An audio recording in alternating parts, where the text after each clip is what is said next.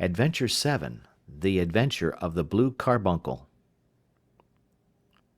I had called upon my friend Sherlock Holmes upon the second morning after Christmas, with the intention of wishing him the compliments of the season.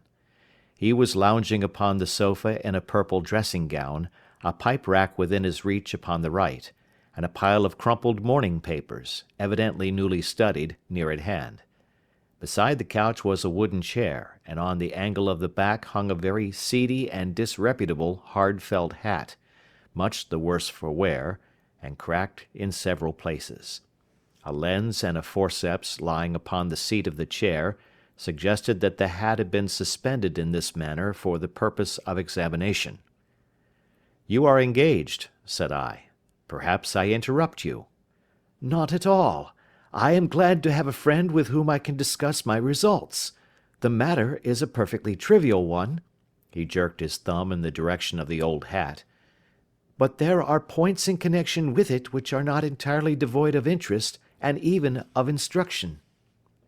I seated myself in his armchair and warmed my hands before his crackling fire, for a sharp frost had set in, and the windows were thick with the ice crystals. "I suppose," I remarked, "that, homely as it looks, this thing has some deadly story linked on to it, that it is the clue which will guide you in the solution of some mystery and the punishment of some crime." No crime," said Sherlock Holmes, laughing. "Only one of those whimsical little incidents which will happen when you have 4,000,000 human beings all jostling each other within the space of a few square miles. Amid the action and reaction of so dense a swarm of humanity, every possible combination of events may be expected to take place, and many a little problem will be presented which may be striking and bizarre without being criminal. We already had experience of such." "So much so," I remarked, "that of the last 6 cases which I have added to my notes, 3 have been entirely free of any legal crime." "Precisely. You allude to my attempt to recover the Irene Adler papers, to the singular case of Miss Mary Sutherland, and to the adventure of the man with the twisted lip. Well, I have no doubt that this small matter will fall into the same innocent category. You know Peterson, the commissionaire?" "Yes." "It is to him that this trophy belongs?" "It is his hat." No, he found it. Its owner is unknown. I beg that you will look upon it not as a battered billycock, but as an intellectual problem. And first, as to how it came here. It arrived upon Christmas morning, in company with good fat goose, which is, I have no doubt, roasting at this moment in front of Peterson's fire. The facts are these. About 4 o'clock on Christmas morning, Peterson, who, as you know, is a very honest fellow, was returning from some small jollification, and was making his way homeward down Tottenham Court Road. In front of him he saw, in the gaslight, a tallish man, walking with a slight stagger, and carrying a white goose slung over his shoulder. As he reached the corner of Goodge Street, a row broke out between this stranger and a little knot of roughs. One of the latter knocked off the man's hat, on which he raised his stick to defend himself, and swinging it over his head, smashed the shop window behind him. Peterson had rushed forward to protect the stranger from his assailants, but the man, shocked at having broken the window, and seeing an official-looking person in uniform rushing towards him, dropped his goose, took to his heels, and vanished amid the labyrinth of small streets which lie at the back of Tottenham Court Road. The roughs had also fled at the appearance of Peterson, so that he was left in possession of the field of battle, and also of the spoils of victory, in the shape of this battered hat and a most unimpeachable Christmas goose." "Which surely he restored to their owner." "My dear fellow, there lies the problem. It is true that 'For Mrs. Henry Baker' was printed upon a small card which was tied to the bird's left leg, and it is also true that the initials H.B. are legible upon the lining of his hat, but as there are some thousands of Bakers, and some hundreds of Henry Bakers in this city of ours, it is not easy to restore lost property to any one of them." What then did Peterson do? He brought round both hat and goose to me on Christmas morning, knowing that even the smallest problems are of interest to me. The goose we retained until this morning, when there were signs that, in spite of the slight frost, it would be well that it should be eaten without unnecessary delay. Its finder has carried it off, therefore, to fulfil the ultimate destiny of a goose, while I continue to retain the hat of the unknown gentleman who lost his Christmas dinner. Did he not advertise? No. Then what clue could you have as to his identity? Only as much as we can deduce. From his hat? Precisely. But you are joking. What can you gather from this old battered felt? Here is my lens. You know my methods. What can you gather yourself as to the individuality of the man who has worn this article? I took the tattered object in my hands and turned it over rather ruefully. It was a very ordinary black hat of the usual round shape, hard and much the worse for wear. The lining had been of red silk, but was a good deal discoloured. There was no maker's name, but, as Holmes had remarked, the initials H.B. were scrawled upon one side.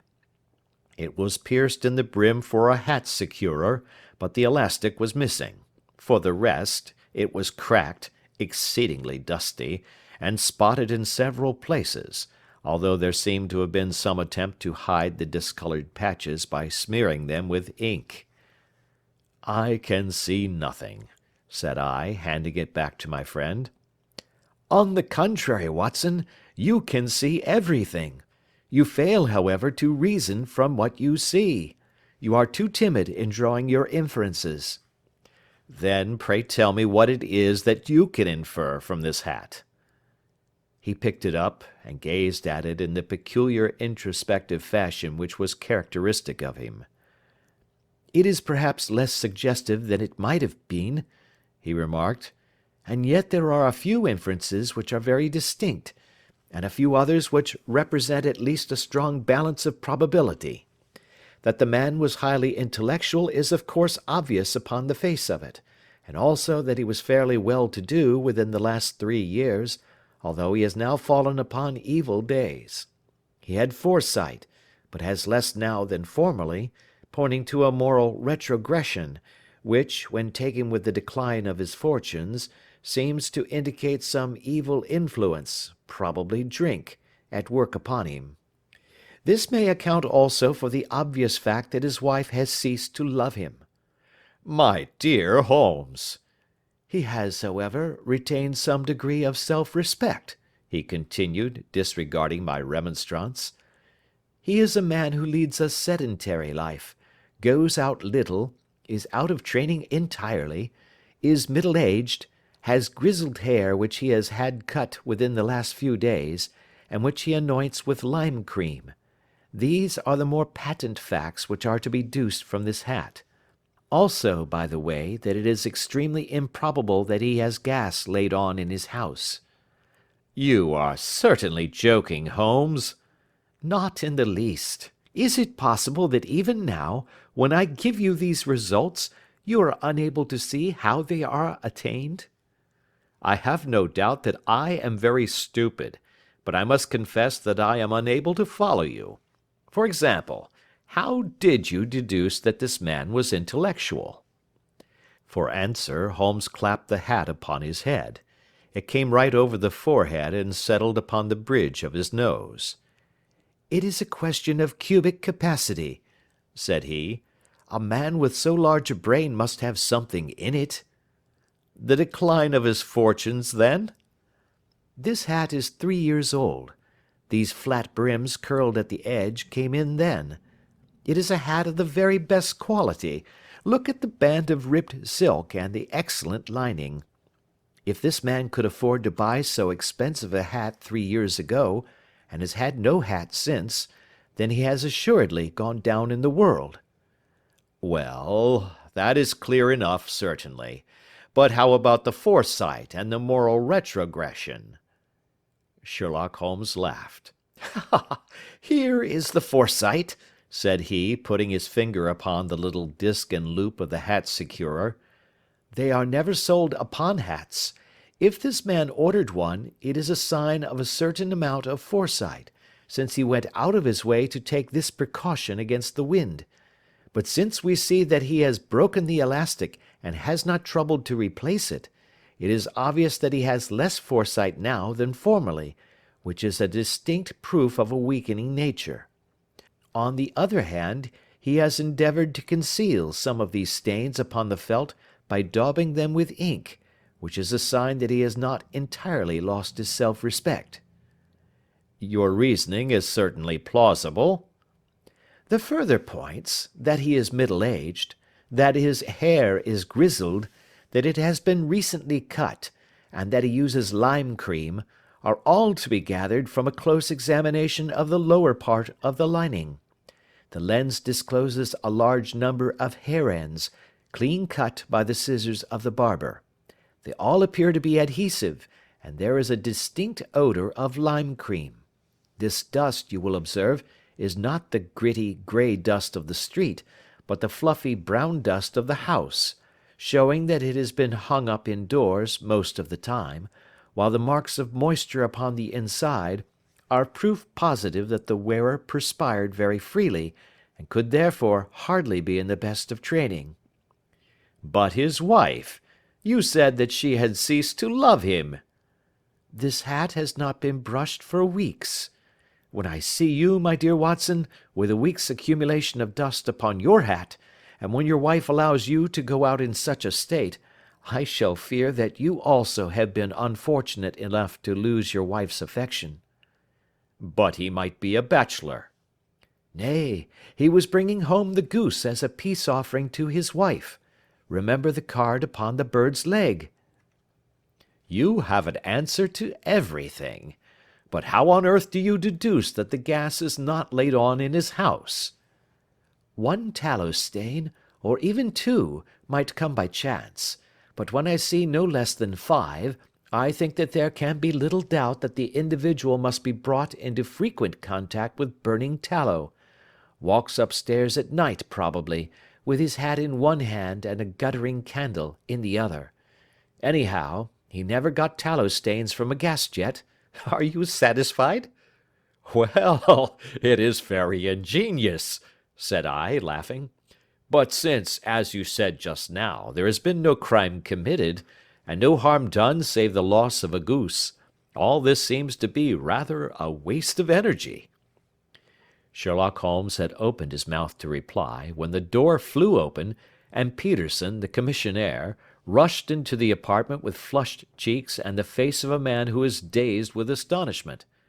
"The goose, Mr. Holmes, the goose, sir," he gasped. "Eh? What of it, then? Has it returned to life and flapped off through the kitchen window?"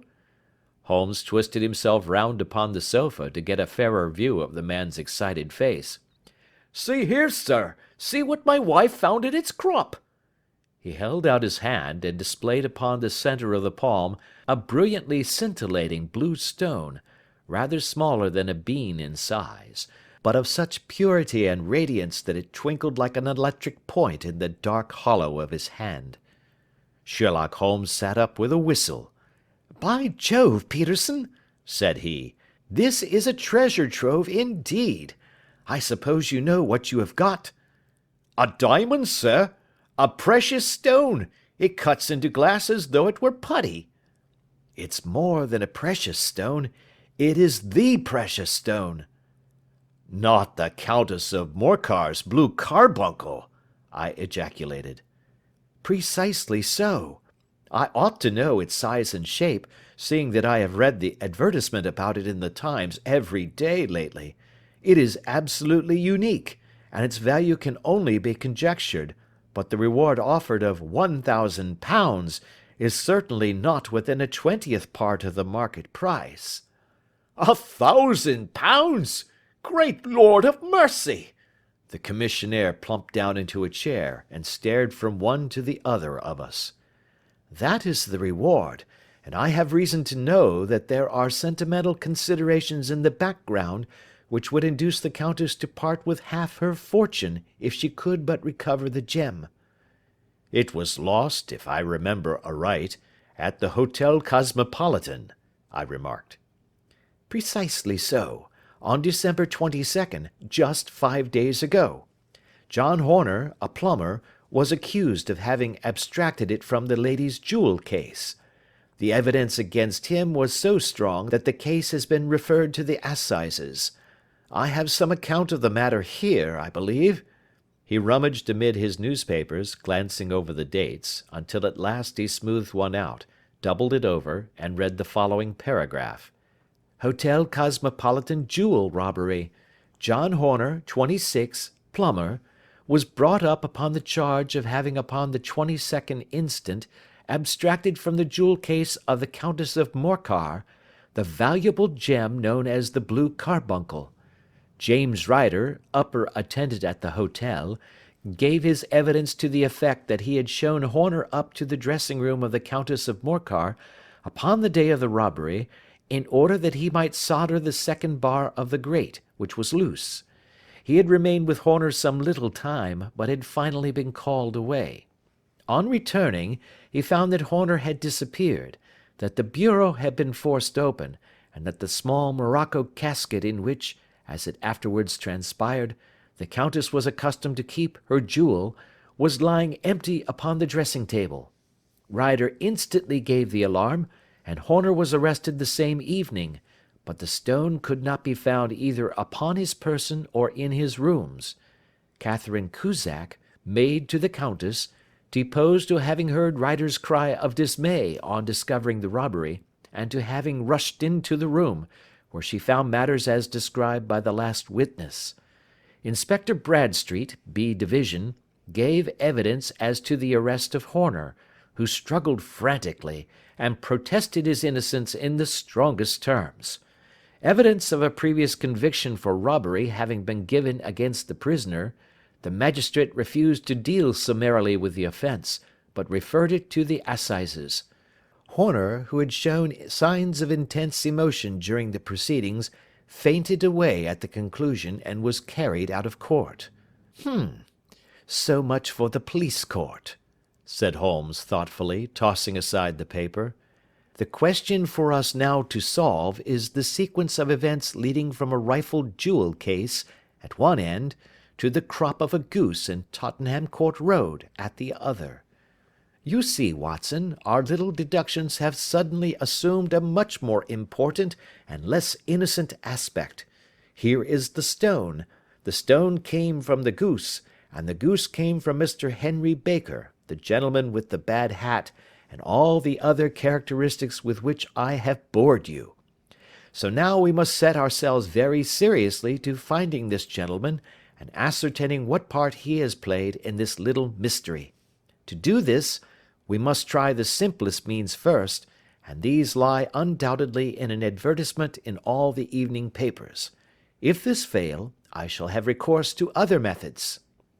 "What will you say?" "Give me a pencil and that slip of paper.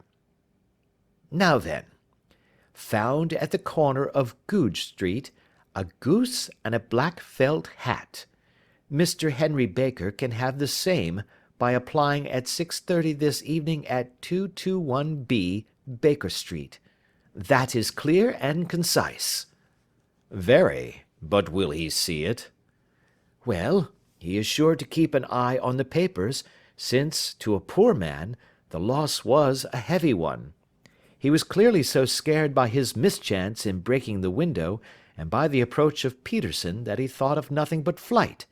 But since then he must have bitterly regretted the impulse which caused him to drop his bird.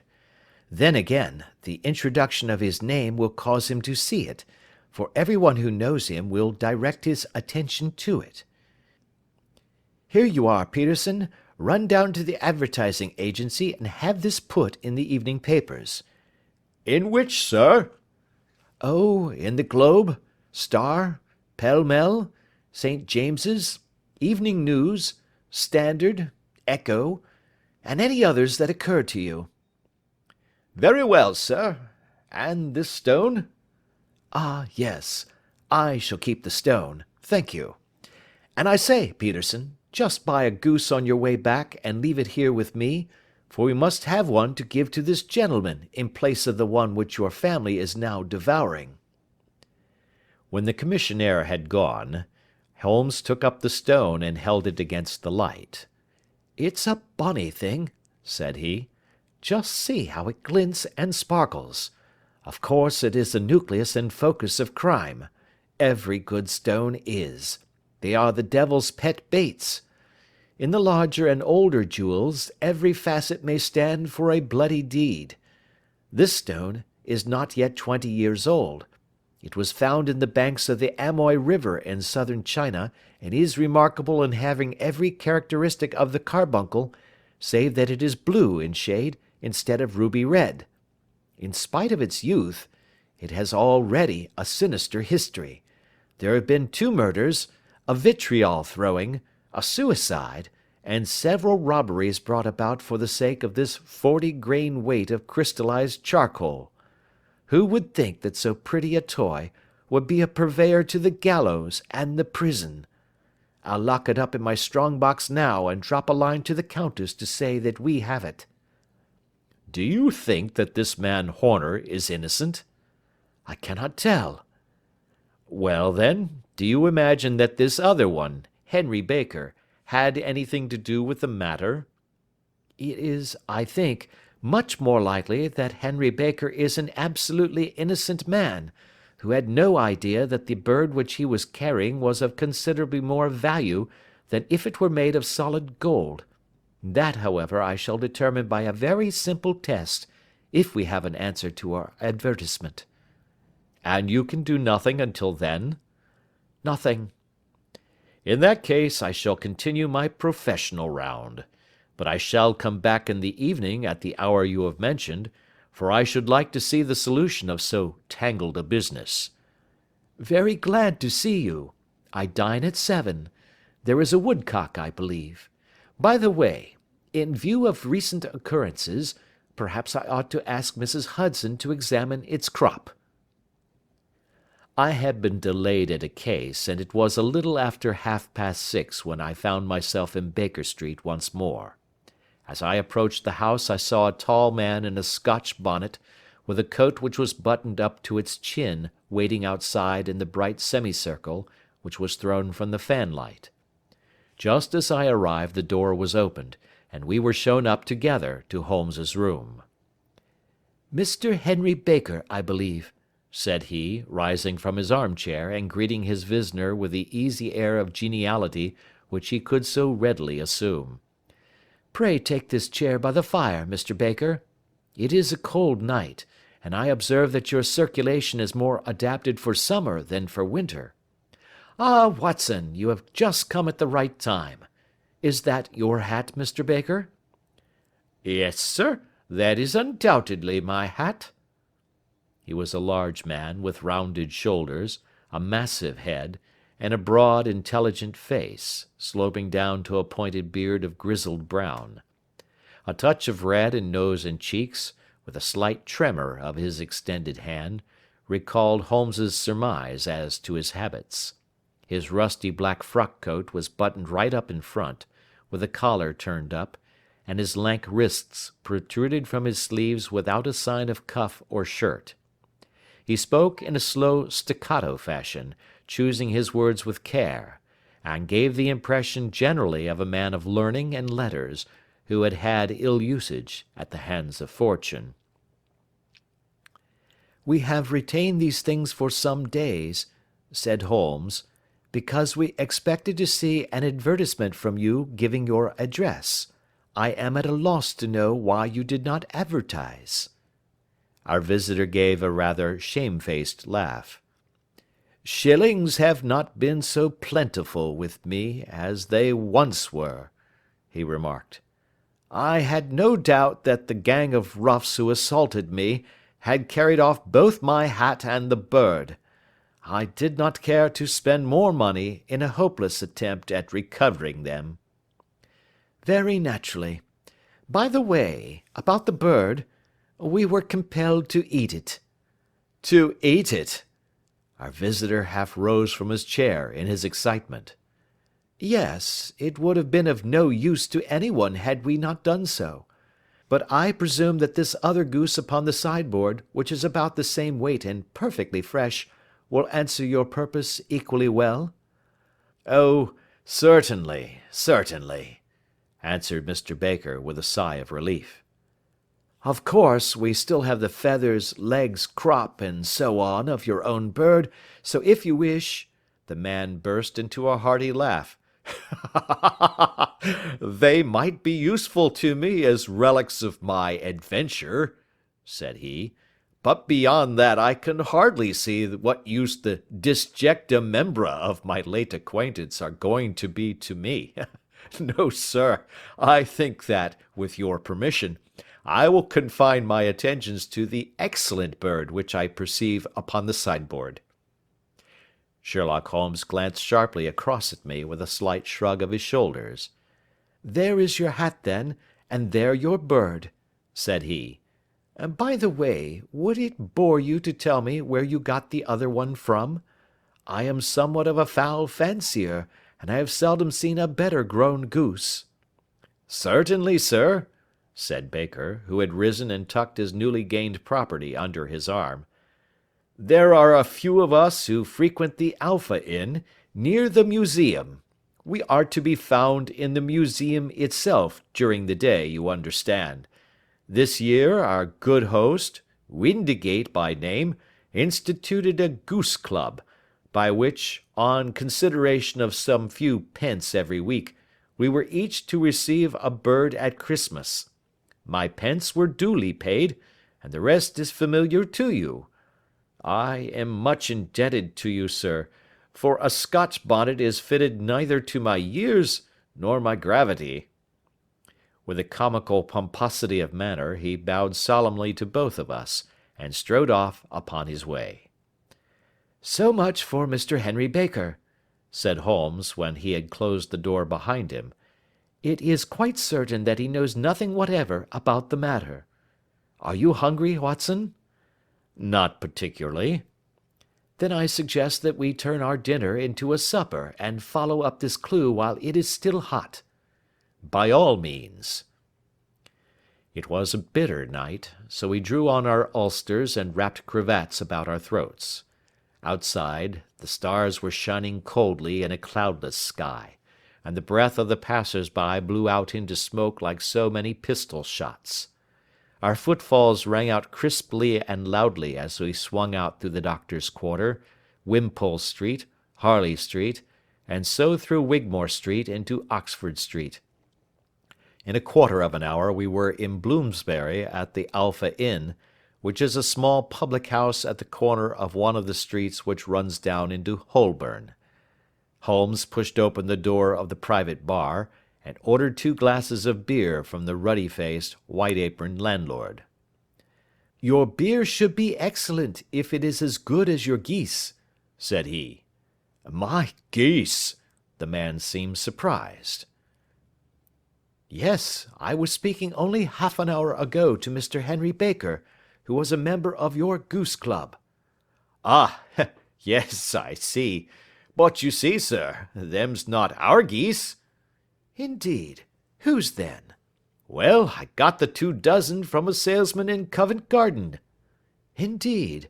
I know some of them. Which was it? Breckenridge is his name. Ah, I don't know him. Well, here's your good health, landlord, and prosperity to your house. Good night. Now for Mr. Breckenridge, he continued, buttoning up his coat as we came out into the frosty air. Remember, Watson, that though we have so homely a thing as a goose at one end of this chain, we have at the other a man who will certainly get 7 years penal servitude unless we can establish his innocence. It is possible that our inquiry may but confirm his guilt, but in any case, we have a line of investigation which has been missed by the police, and which a singular chance has placed in our hands. Let us follow it out to the bitter end. Faces to the south, then, and quick march. We passed across Holborn, down Endell Street, and so through a zigzag of slums to Covent Garden Market. One of the largest stalls bore the name of Breckenridge upon it, and the proprietor, a horsey-looking man, with a sharp face and trim side whiskers, was helping a boy to put up the shutters. "Good evening. It's a cold night," said Holmes. The salesman nodded, and shot a questioning glance at my companion. "Sold out of geese, I see," continued Holmes, pointing at the bare slabs of marble. "Let you have 500 tomorrow morning." "That's no good." "Well, there are some on the stall with the gas flare." "Ah, but I was recommended to you." "Who by?" "The landlord of the Alpha." "Oh, yes, I sent him a couple of dozen." "Fine birds they were, too. Now where did you get them from?" To my surprise, the question provoked a burst of anger from the salesman. "Now then, mister," said he, with his head cocked and his arms akimbo, "what are you driving at? Let's have it straight now." "It is straight enough. I should like to know who sold you the geese which you supplied to the Alpha." "Well then, I shan't tell you. So now." "Oh, it is a matter of no importance, but I don't know why you should be so warm over such a trifle." "Warm? You'd be as warm, maybe, if you were as pestered as I am. When I pay good money for a good article there should be an end of the business. But it's 'Where are the geese?' and 'Who did you sell the geese to?' and 'What will you take for the geese?' One would think they were the only geese in the world, to hear the fuss that is made over them." "Well, I have no connection with any other people who have been making enquiries," said Holmes carelessly. "If you won't tell us, the bet is off, that is all. But I'm always ready to back my opinion on a matter of fowls, and I have a fiver on it that the bird I ate is country bred." "Well, then, you've lost your fiver, for it's town bred," snapped the salesman. "It's nothing of the kind." "I say it is." "I don't believe it." "Do you think you know more about fowls than I, who have handled them ever since I was a nipper? I tell you, all those birds that went to the Alpha were town bred." "You'll never persuade me to believe that." "Will you bet, then?" "It's merely taking your money, for I know that I am right. But I'll have a sovereign on with you just to teach you not to be obstinate." The salesman chuckled grimly. "Bring me the books, Bill," said he. The small boy brought round a small thin volume, and a great greasy-backed one, laying them out together beneath the hanging lamp. "Now then, Mr. Cocksure," said the salesman, "I thought that I was out of geese, but before I finish you'll find that there is still one left in my shop. You see this little book?" "Well?" "That's the list of the folk from whom I buy. Do you see? Well, then, here on this page are the country folk, and the numbers after their names are where their accounts are in the big ledger. Now then, you see this other page in red ink? Well, that is a list of my town suppliers. Now, look at that third name. Just read it out to me." "Mrs. Oakshott, 117 Brixton Road, 249, read Holmes. "Quite so. Now turn that up in the ledger." Holmes turned to the page indicated. "Here you are. Mrs. Oakshott, 117 Brixton Road, egg and poultry supplier." "Now then, what's the last entry?" "December 22nd, 24 geese at 7 shillings 6 pence." "Quite so. There you are. And underneath?" "Sold to Mr. Windicate of the Alpha at 12 shillings." "What have you to say now?" Sherlock Holmes looked deeply chagrined. He drew a sovereign from his pocket and threw it down upon the slab, turning away with the air of a man whose disgust is too deep for words. A few yards off he stopped under a lamp post, and laughed in the hearty, noiseless fashion which was peculiar to him. When you see a man with whiskers of that cut, and the pink 'un protruding out of his pocket, you can always draw him by a bet," said he. "I dare say that if I had put £100 down in front of him, that man would not have given me such complete information as was drawn from him by the idea that he was doing me on a wager. Well, Watson, we are, I fancy, nearing the end of our quest, and the only point which remains to be determined is whether we should go on to this Mrs. Oakshott tonight, or whether we should reserve it for tomorrow. It is clear from what that surly fellow said that there are others beside ourselves who are anxious about the matter, and I should—" His remarks were suddenly cut short by a loud hubbub which broke out from the stall which we had just left. Turning round, we saw a little rat-faced fellow standing in the centre of the circle of yellow light which was thrown by the swinging lamp, while Breckenridge, the salesman, framed in the door of his stall, was shaking his fists fiercely at the cringing figure. "I've had enough of you and your geese," he shouted. "I wish you were all at the devil together. If you come pestering me any more with your silly talk, I'll set the dog at you. You bring Mrs. Oakshott here, and I'll answer her. But what have you to do with it? Did I buy the geese off you?" "No, but one of them was mine all the same," whined the little man. "Well, then, ask Mrs. Oakshott for it." "She told me to ask you." "Well, you can ask the King of Prussia for all I care. I've had enough of it. Get out of this." He rushed fiercely forward, and the inquirer flitted away into the darkness. "Ha! This may save us a visit to Brixton Road," whispered Holmes. "Come with me, and we will see what is to be made of this fellow." Striding through the scattered knots of people who lounged round the flaring stalls, my companion speedily overtook the little man, and touched him upon the shoulder. He sprang round, and I could see in the gaslight that every vestige of colour had been driven from his face. "Who are you, then? What do you want?" he asked in a quavering voice. "You will excuse me," said Holmes blandly, "but I could not help overhearing the questions which you put to the salesman just now. I think that I could be of assistance to you." "You? Who are you? How could you know anything of the matter?" "My name is Sherlock Holmes. It is my business to know what other people don't know." "But you can know nothing of this." "Excuse me, I know everything of it. You are endeavouring to trace some geese which were sold by Mrs. Oakshott, of Brixton Road, to a salesman named Breckenridge, by him in turn to Mr. Windigate, of the Alpha, and by him to his club, of which Mr. Henry Baker is a member." "Oh, sir, you are the very man which I have longed to meet," cried the little fellow, with outstretched hands and quivering fingers. "I can hardly explain to you how interested I am in this matter." Sherlock Holmes hailed a four-wheeler which was passing. "In that case we had better discuss it in a cosy room, rather than in this wind-swept market-place," said he. "But pray tell me, before we go farther, who it is that I have the pleasure of assisting." The man hesitated for an instant. "My name is John Robinson," he answered with a sidelong glance.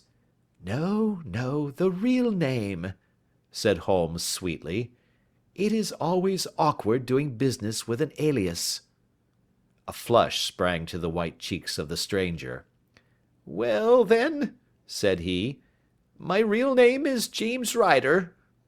"Precisely so. Head attendant at the Hotel Cosmopolitan.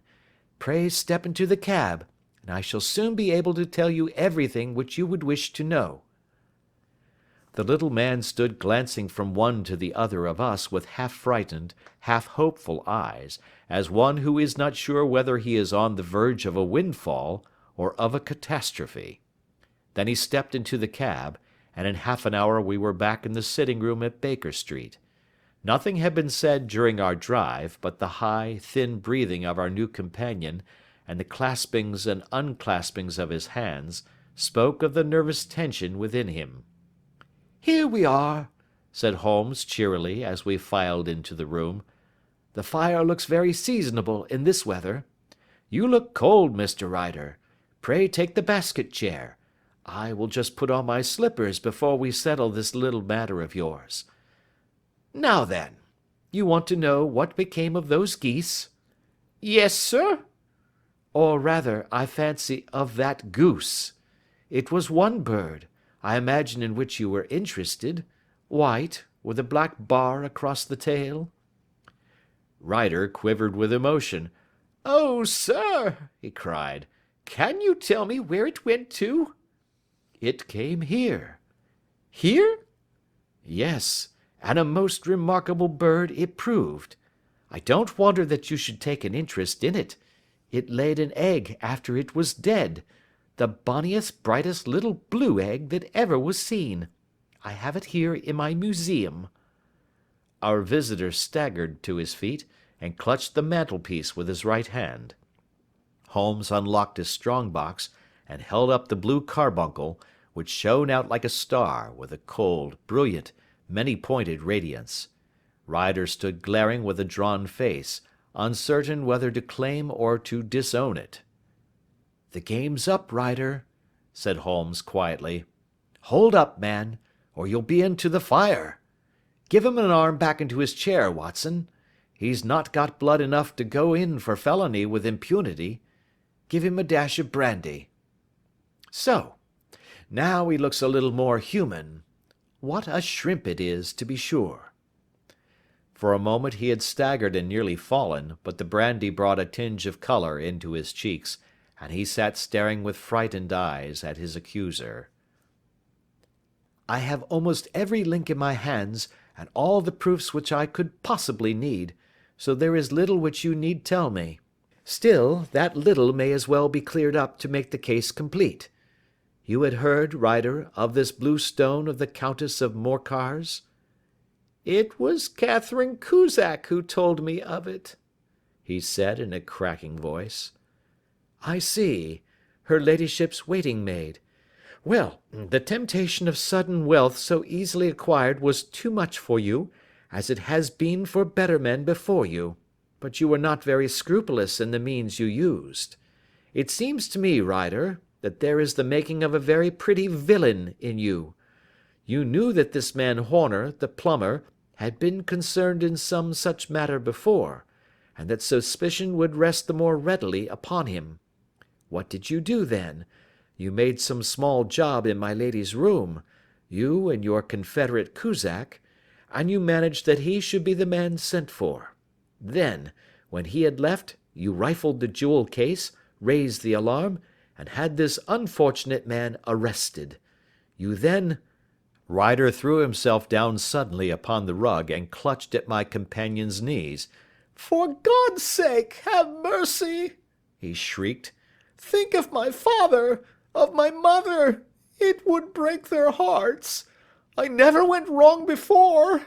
I never will again. I swear it. I'll swear it on a Bible. Oh, don't bring it into court. For Christ's sake, don't." "Get back into your chair," said Holmes sternly. "It is very well to cringe and crawl now, but you thought little enough of this poor Horner in the dock for a crime of which he knew nothing." "I will fly, Mr. Holmes. I will leave the country, sir. Then the charge against him will break down." We will talk about that. And now let us hear a true account of the next act. How came the stone into the goose, and how came the goose into the open market? Tell us the truth, for there lies your only hope of safety." Ryder passed his tongue over his parched lips. "I will tell you it just as it happened, sir," said he. "When Horner had been arrested, it seemed to me that it would be best for me to get away with the stone at once, for I did not know at what moment the police might not take it into their heads to search me and my room. There was no place about the hotel where it would be safe. I went out as if on some commission, and I made for my sister's house. She had married a man named Oakshott, and lived in Brixton Road, where she fattened fowls for the market. All the way there, every man I met seemed to me to be a policeman or a detective, and for all that it was a cold night, the sweat was pouring down my face before I came to the Brixton Road. My sister asked me what was the matter, and why I was so pale, but I told her that I had been upset by the jewel robbery at the hotel. Then I went into the backyard and smoked a pipe and wondered what it would be best to do. I had a friend once called Maudsley, who went to the bad, and has just been serving his time in Pentonville. One day he had met me, and fell into talk about the ways of thieves, and how they could get rid of what they stole. I knew that he would be true to me, for I knew one or two things about him, so I made up my mind to go right on to Kilburn, where he lived, and take him into my confidence. He would show me how to turn the stone into money, but how to get to him in safety. I thought of the agonies I had gone through in coming from the hotel. I might at any moment be seized and searched, and there would be the stone in my waistcoat pocket. I was leaning against the wall at the time, and looking at the geese which were waddling about round my feet, and suddenly an idea came into my head which showed me how I could beat the best detective that ever lived.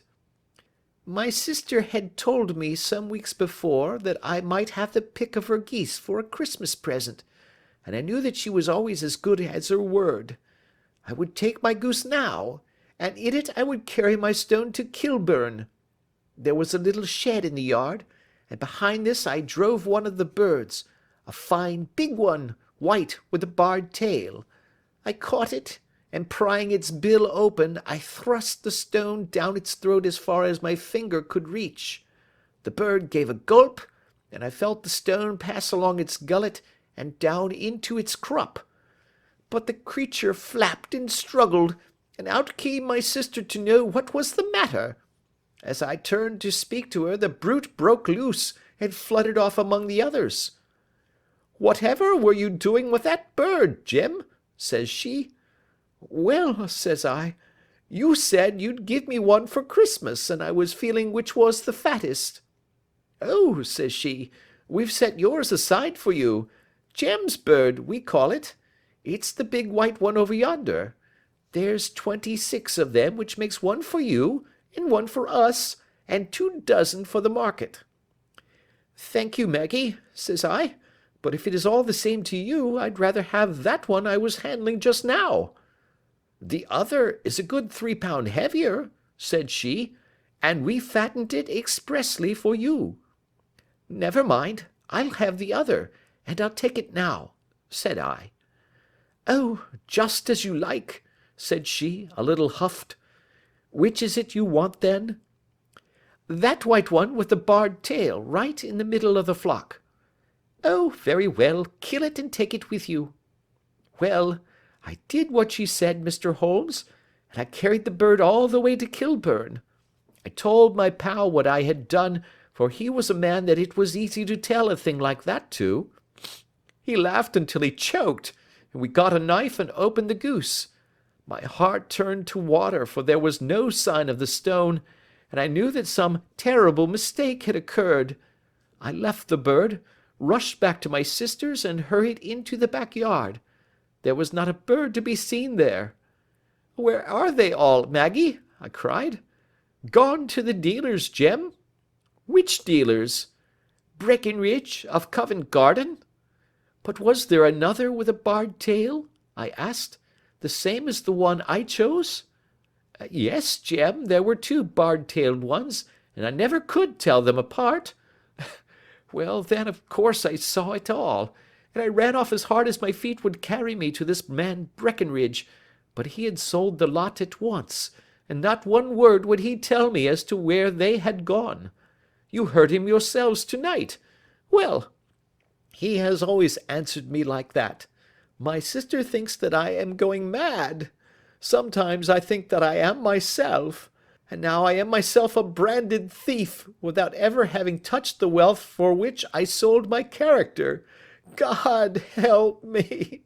God help me!" He burst into convulsive sobbing, with his face buried in his hands. There was a long silence, broken only by his heavy breathing and by the measured tapping of Sherlock Holmes's finger-tips upon the edge of the table. Then my friend rose and threw open the door. "Get out," said he. "What, sir? Oh, heaven bless you!" "No more words. Get out." And no more words were needed. There was a rush, a clatter upon the stairs, the bang of a door, and the crisp rattle of running footfalls from the street. "After all, Watson," said Holmes, reaching up his hand for his clay pipe, "I am not retained by the police to supply their deficiencies.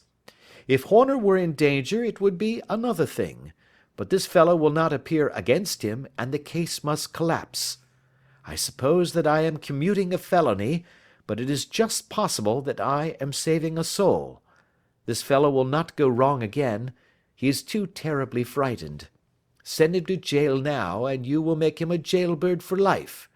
Besides, it is the season of forgiveness.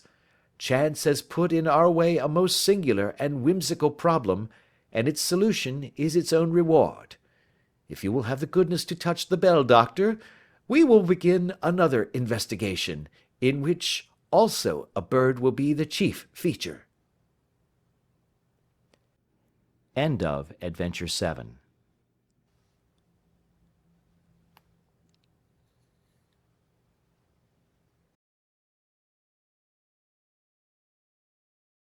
Chapter 8. The Adventure of the Speckled Band. On glancing over my notes of the 70-odd cases in which I have during the last 8 years studied the methods of my friend Sherlock Holmes, I find many tragic, some comic, a large number merely strange, but none commonplace, for, working as he did rather for the love of his art than for the acquirement of wealth, he refused to associate himself with any investigation which did not tend towards the unusual, and even the fantastic. Of all these varied cases, however, I cannot recall any which presented more singular features than that which was associated with the well-known Surrey family of the Roylotts of Stoke Moran. The events in question occurred in the early days of my association with Holmes, when we were sharing rooms as bachelors in Baker Street. It is possible that I might have placed them upon record before, but a promise of secrecy was made at the time, from which I have only been free during the month by the untimely death of the lady to whom the pledge was given. It is perhaps as well that the facts should now come to light, for I have reasons to know that there are widespread rumours as to the death of Dr. Grimesby Roylott, which tend to make the matter even more terrible than the truth. It was early in April in the year '83 that I woke one morning to find Sherlock Holmes standing, fully dressed, by the side of my bed.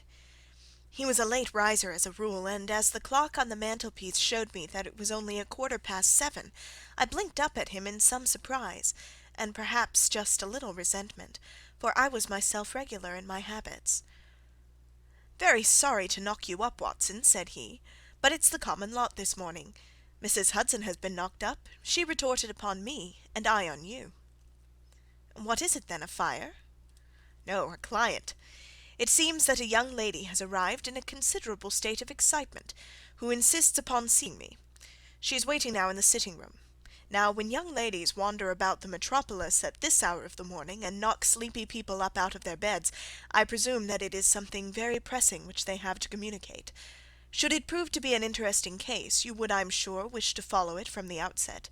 I thought, at any rate, that I should call you and give you the chance." "My dear fellow, I would not miss it for anything." I had no keener pleasure than in following Holmes in his professional investigations, and in admiring the rapid deductions, as swift as intuition, and yet always founded on a logical basis, with which he unravelled the problems which were submitted to him. I rapidly threw on my clothes, and was ready in a few minutes to accompany my friend down to the sitting-room. A lady dressed in black and heavily veiled, who had been sitting in the window, rose as we entered. "Good morning, madam," said Holmes cheerily. "My name is Sherlock Holmes. This is my intimate friend and associate, Dr. Watson, before whom you can speak as freely as before myself. Ha! I'm glad to see that Mrs. Hudson has had the good sense to light the fire. Pray draw up to it, and I shall order you a cup of hot coffee, for I observe that you are shivering." "It is not cold which makes me shiver," said the woman in a low voice, changing her seat as requested. "What then?" "It is fear, Mr. Holmes. It is terror." She raised her veil as she spoke, and we could see that she was indeed in a pitiable state of agitation, her face all drawn and grey, with restless frightened eyes, like those of some hunted animal. Her features and figure were those of a woman of 30, but her hair was shot with premature grey, and her expression was weary and haggard. Sherlock Holmes ran her over with one of his quick, all-comprehensive glances. "You must not fear," said he soothingly, bending forward and patting her forearm. "We shall soon set matters right, I have no doubt. You have come in by train this morning, I see." "You know me, then?" "No, but I observed the second half of a return ticket in the palm of your left glove. You must have started early, and yet you had a good drive in a dog-cart along heavy roads before you reached the station." The lady gave a violent start, and stared in bewilderment at my companion. "There is no mystery, my dear madam," said he, smiling. "The left arm of your jacket is spattered with mud in no less than 7 places. The marks are perfectly fresh. There is no vehicle save a dog-cart which throws up mud in that way, and then only when you sit on the left-hand side of the driver." "Whatever your reasons may be, you are perfectly correct," said she. "I started from home before 6, reached Leatherhead at 20 past, and came in by the first train to Waterloo. Sir, I can stand this strain no longer. I shall go mad if it continues. I have no one to turn to, none save only one who cares for me, and he, poor fellow, can be of little aid. I've heard of you, Mr. Holmes. I have heard of you from Mrs. Farintosh, whom you helped in the hour of her sore need. It was from her that I had your address. Oh, sir, do you not think that you could help me too, and at least throw a little light through the dense darkness which surrounds me? At present it is out of my power to reward you for your services, but in a month or 6 weeks I shall be married, with the control of my own income, and then at least you shall not find me ungrateful." Holmes turned to his desk, and, unlocking it, drew out a small case-book, which he consulted. "Farintosh," said he. "Ah, yes, I recall the case. It was concerned with an opal tiara. I think it was before your time, Watson. I can only say, madam, that I shall be happy to devote the same care to your case as I did to that of your friend. As to reward, my profession is its own reward, but you are at liberty to defray whatever expenses I may be put to, at the time which suits you best. And now I beg that you will lay before us everything that may help us in forming an opinion on the matter." "Alas!" replied our visitor, "the very horror of my situation lies in the fact that my fears are so vague, and my suspicions depend so entirely upon small points, which might seem trivial to another, that even he to whom of all others I have a right to look for help and advice looks upon all that I tell him about it as the fancies of a nervous woman. He does not say so, but I can read it from his soothing answers and averted eyes. But I have heard, Mr. Holmes, that you can see deeply into the manifold wickedness of the human heart. You may advise me how to walk amid the dangers which encompass me." "I am all attention, madam." "My name is Helen Stoner, and I am living with my stepfather, who is the last survivor of one of the oldest Saxon families in England, the Roylotts of Stoke Moran, on the western border of Surrey." Holmes nodded his head. "The name is familiar to me," said he. "The family was at one time the richest in England, and the estates extended over the borders into Berkshire in the north and Hampshire in the west. In the last century, however, 4 successive heirs were of a dissolute and wasteful disposition, and the family ruin was eventually completed by a gambler in the days of the Regency. Nothing was left save a few acres of ground and the 200-year-old house, which is itself crushed under a heavy mortgage. The last squire dragged out his existence there, living the horrible life of an aristocratic pauper. But his only son, my stepfather, seeing that he must adapt himself to the new conditions, obtained an advance from a relative, which enabled him to take a medical degree, and went out to Calcutta, where, by his professional skill and force of character, he established a large practice. In a fit of anger, however, caused by some robberies which had been perpetrated in the house, he beat his native butler to death and narrowly escaped a capital sentence. As it was, he suffered a long term of imprisonment, and afterwards returned to England a morose and disappointed man. When Dr. Roylott was in India he married my mother, Mrs. Stoner, the young widow of Major General Stoner of the Bengal Artillery. My sister Julia and I were twins, and we were only 2 years old at the time of my mother's remarriage. She had a considerable sum of money, not less than £1,000 a year, and this she bequeathed to Dr. Roylott entirely while we resided with him, with a provision that a certain annual sum should be allowed to each of us in the event of our marriage. Shortly after our return to England my mother died. She was killed 8 years ago in a railway accident near Crewe. Dr. Roylott then abandoned his attempts to establish himself in practice in London, and took us to live with him in the old ancestral house at Stoke Moran. The money which my mother had left was enough for all our wants, and there seemed to be no obstacle to our happiness. But a terrible change came over our stepfather about this time. Instead of making friends and exchanging visits with our neighbours, who had at first been overjoyed to see a Roylott of Stoke Moran back in the old family seat, he shut himself up in his house, and seldom came out save to indulge in ferocious quarrels with whoever might cross his path. Violence of temper, approaching to mania, has been hereditary in the men of the family, and in my stepfather's case it had, I believe, been intensified by his long residence in the tropics. A series of disgraceful brawls took place, 2 of which ended in the police court, until at last he became the terror of the village, and the folks would fly at his approach, for he is a man of immense strength, and absolutely uncontrollable in his anger. Last week he hurled the local blacksmith over a parapet into a stream, and it was only by paying over all the money which I could gather together that I was able to avert another public exposure. He had no friends at all save the wandering gipsies, and he would give these vagabonds leave to encamp upon the few acres of bramble-covered land which represent the family estate, and would accept in return the hospitality of their tents, wandering away with them, sometimes for weeks on end. He has a passion also for Indian animals, which are sent over to him by a correspondent, and he has at this moment a cheetah and a baboon, which wander freely over his grounds, and are feared by the villagers almost as much as their master. You can imagine from what I say that my poor sister Julia and I had no great pleasure in our lives. No servant would stay with us, and for a long time we did all the work of the house. She was but 30 at the time of her death, and yet her hair had already begun to whiten even as mine has. Your sister is dead, then? She died just 2 years ago, and it is of her death that I wish to speak to you. You can understand that, living the life which I have described, we were little likely to see any one of our own age and position. We had, however, an aunt, my mother's maiden sister, Miss Honoria Westphale, who lives near Harrow, and we were occasionally allowed to pay short visits at this lady's house. Julia went there at Christmas 2 years ago, and met there a half-pay major of marines, to whom she became engaged.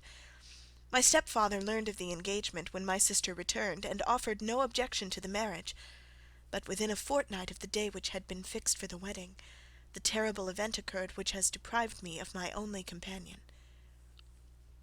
Sherlock Holmes had been leaning back in his chair with his eyes closed, and his head sunk in a cushion, but he half opened his lids now, and glanced across at his visitor. "Pray be precise as to details," said he. "It is easy for me to be so, for every event of that dreadful time is seared into my memory. The manor house is, as I have already said, very old, and only one wing is now inhabited. The bedrooms in this wing are on the ground floor, the sitting rooms being in the central block of the buildings. Of these bedrooms, the first is Dr. Roylott's, the second my sister's, and the third my own. There is no communication between them, but they all open out into the same corridor. Do I make myself plain?" "Perfectly so." "The windows of the 3 rooms open out upon the lawn. That fatal night Dr. Roylott had gone to his room early, though we knew that he had not retired to rest, for my sister was troubled by the smell of the strong Indian cigars which it was his custom to smoke. She left her room, therefore, and came into mine, where she sat for some time, chatting about her approaching wedding.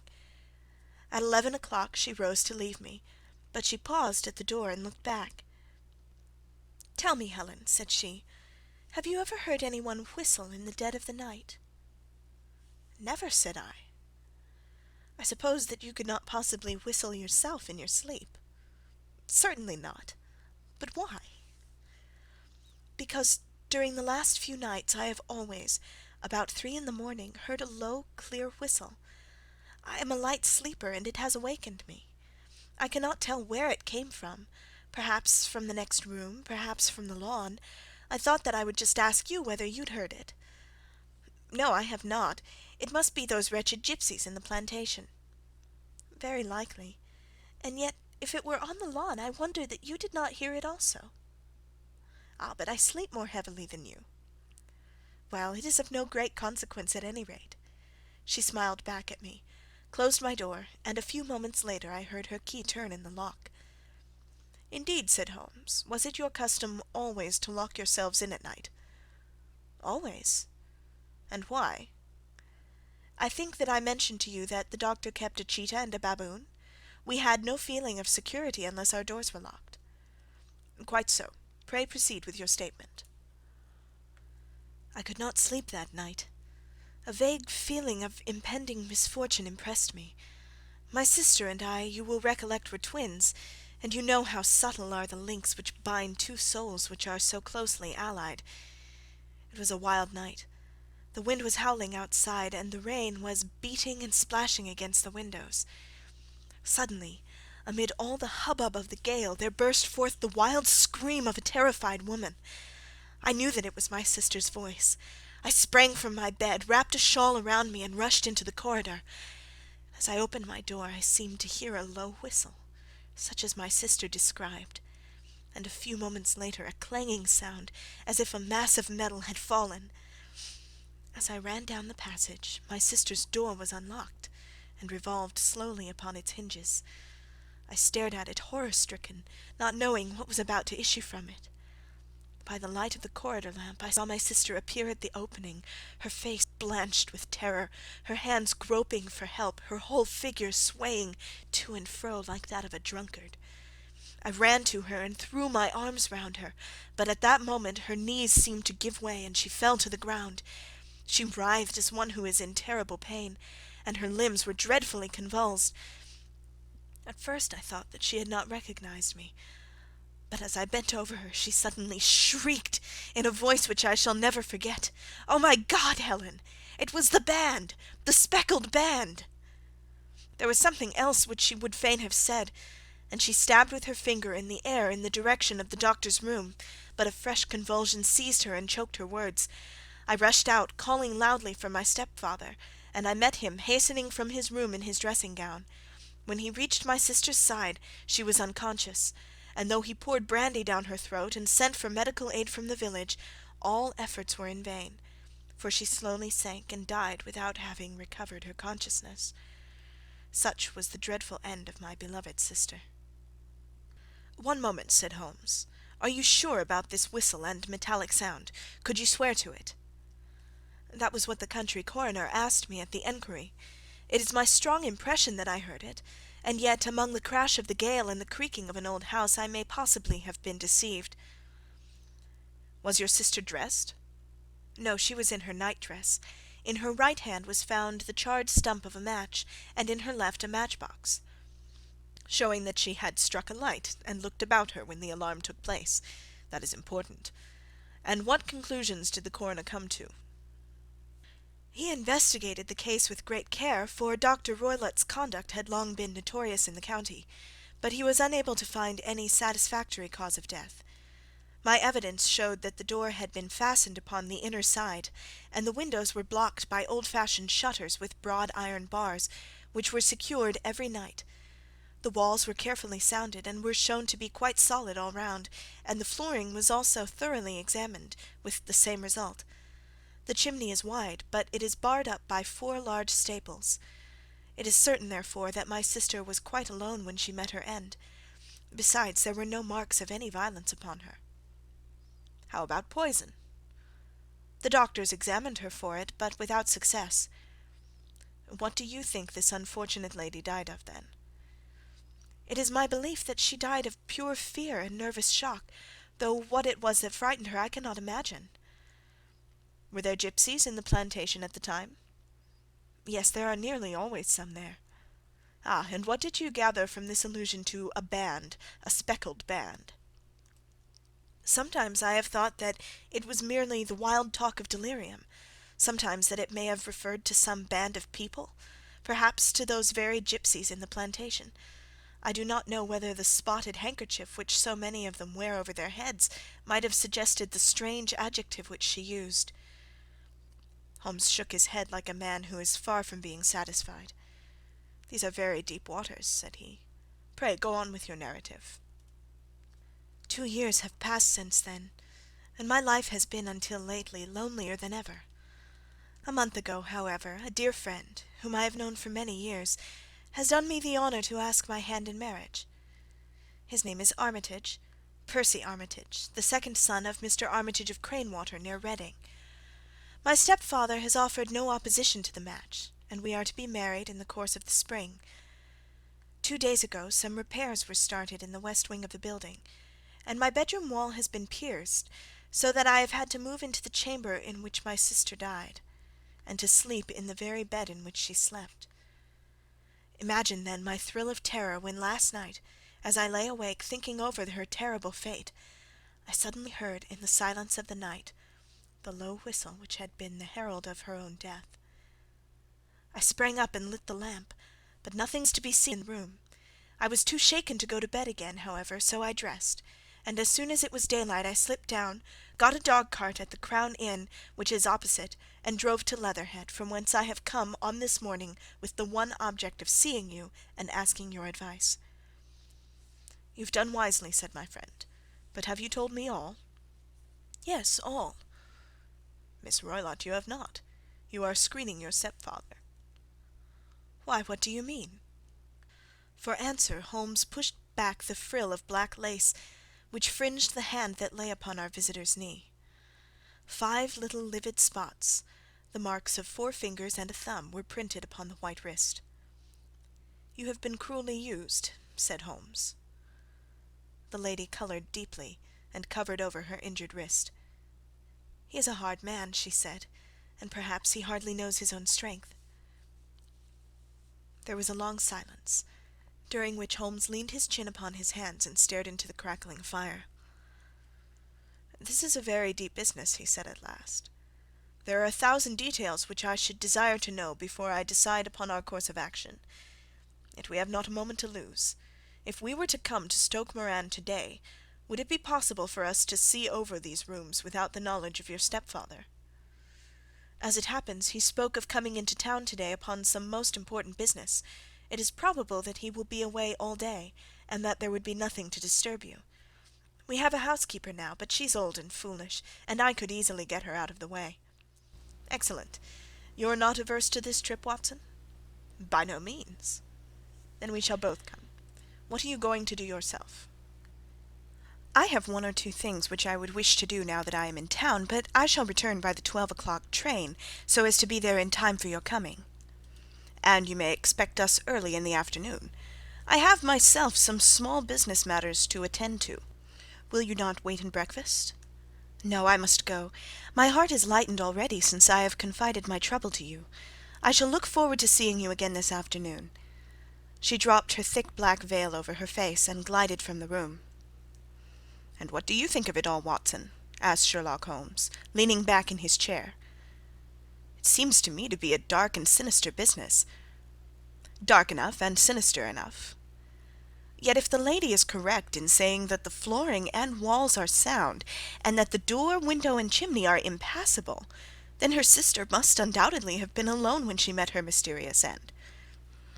What becomes then of these nocturnal whistles, and what of the very peculiar words of the dying woman?" "I cannot think."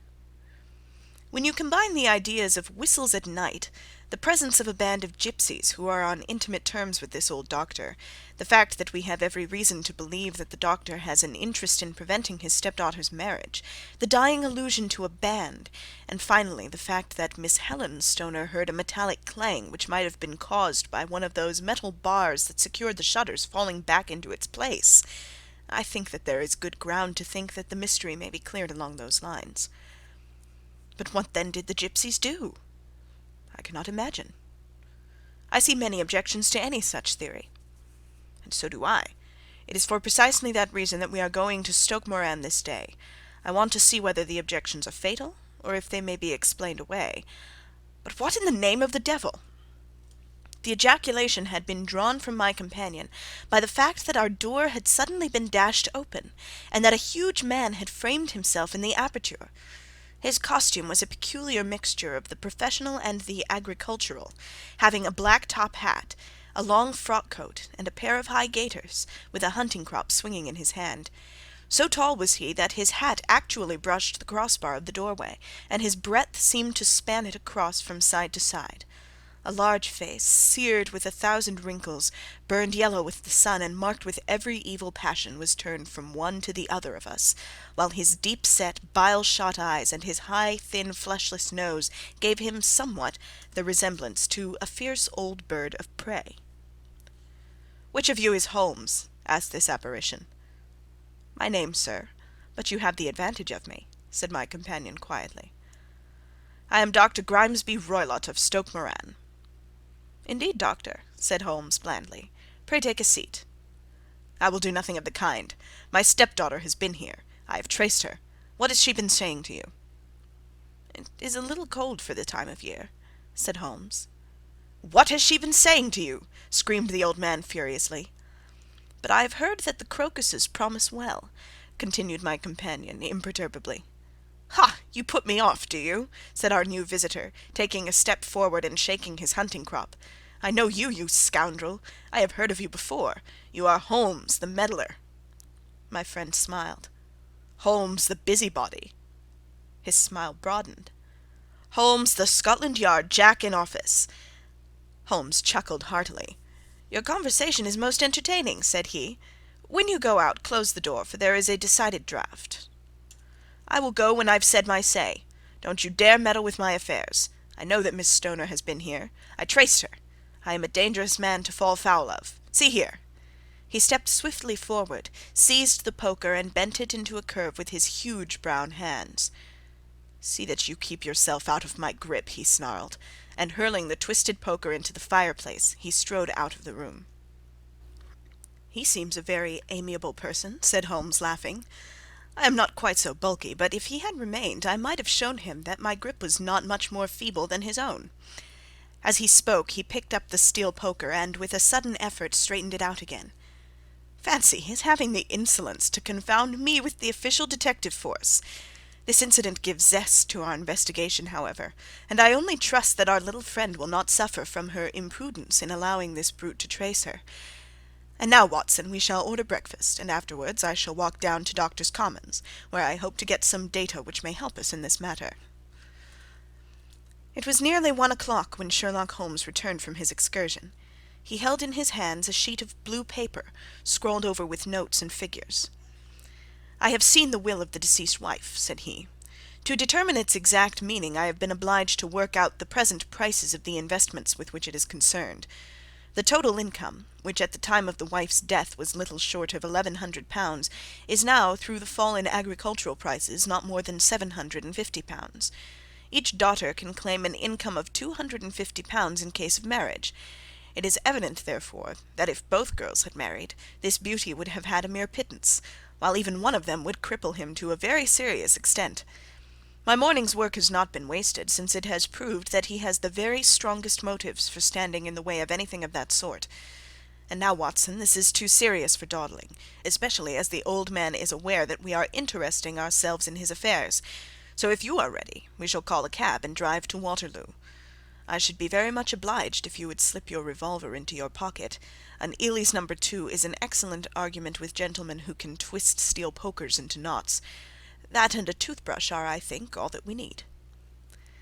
At Waterloo we were fortunate in catching a train for Leatherhead, where we hired a trap at the station inn and drove for 4 or 5 miles through the lovely Surrey lanes. It was a perfect day, with a bright sun and a few fleecy clouds in the heavens. The trees and wayside hedges were just throwing out their first green shoots, and the air was full of the pleasant smell of the moist earth. To me, at least, there was a strange contrast between the sweet promise of the spring and this sinister quest upon which we were engaged. My companion sat in front of the trap, his arms folded, his hat pulled down over his eyes, and his chin sunk upon his breast, buried in the deepest thought. Suddenly, however, he started, tapped me on the shoulder, and pointed over the meadows. "Look there," said he. A heavily timbered park stretched up in a gentle slope, thickening into a grove at the highest point. From amid the branches there jutted out the grey gables and high-roofed tree of a very old mansion. "Stoke Moran?" said he. "Yes, sir, that be the house of Dr. Grimesby Roylott," remarked the driver. "There is some building going on there," said Holmes. "That is where we are going." "There's the village," said the driver, pointing to a cluster of roofs some distance to the left. "But if you want to get to the house, you'll find it shorter to get over this stile, and so by the footpath over the fields.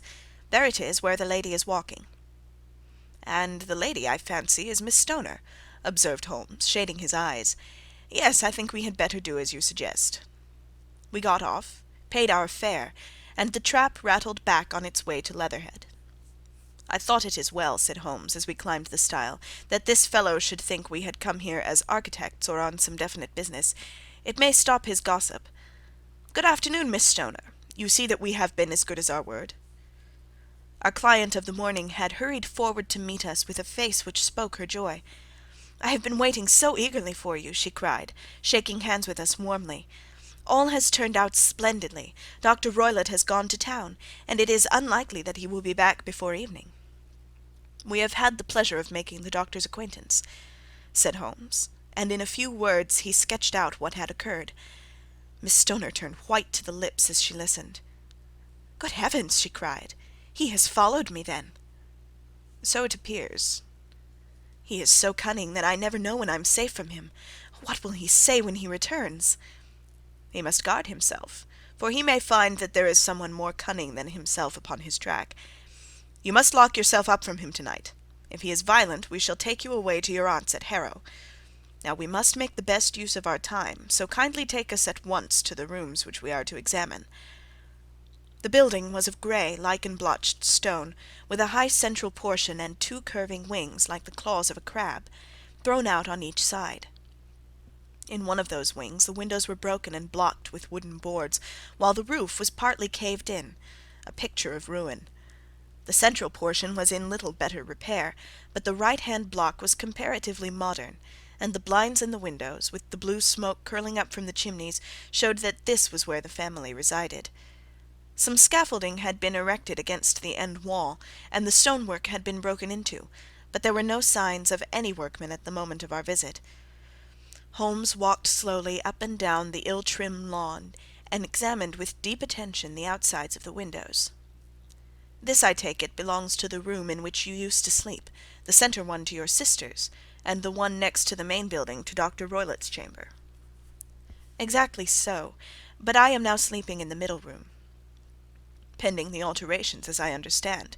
By the way, there does not seem to be any very pressing need for repairs at that end of the wall." "There were none. I believe that it was an excuse to move me from my room." "Ah, that is suggestive. Now, on the other side of this narrow wing runs the corridor from which these 3 rooms open. There are windows in it, of course." "Yes, but very small ones, too narrow for any one to pass through." "As you both locked your doors at night, your rooms were unapproachable from that side. Now would you have the kindness to go into your room and bar your shutters?" Miss Stoner did so, and Holmes, after a careful examination through the open window, endeavoured in every way to force the shutter open, but without success. There was no slit through which a knife could be passed to raise the bar.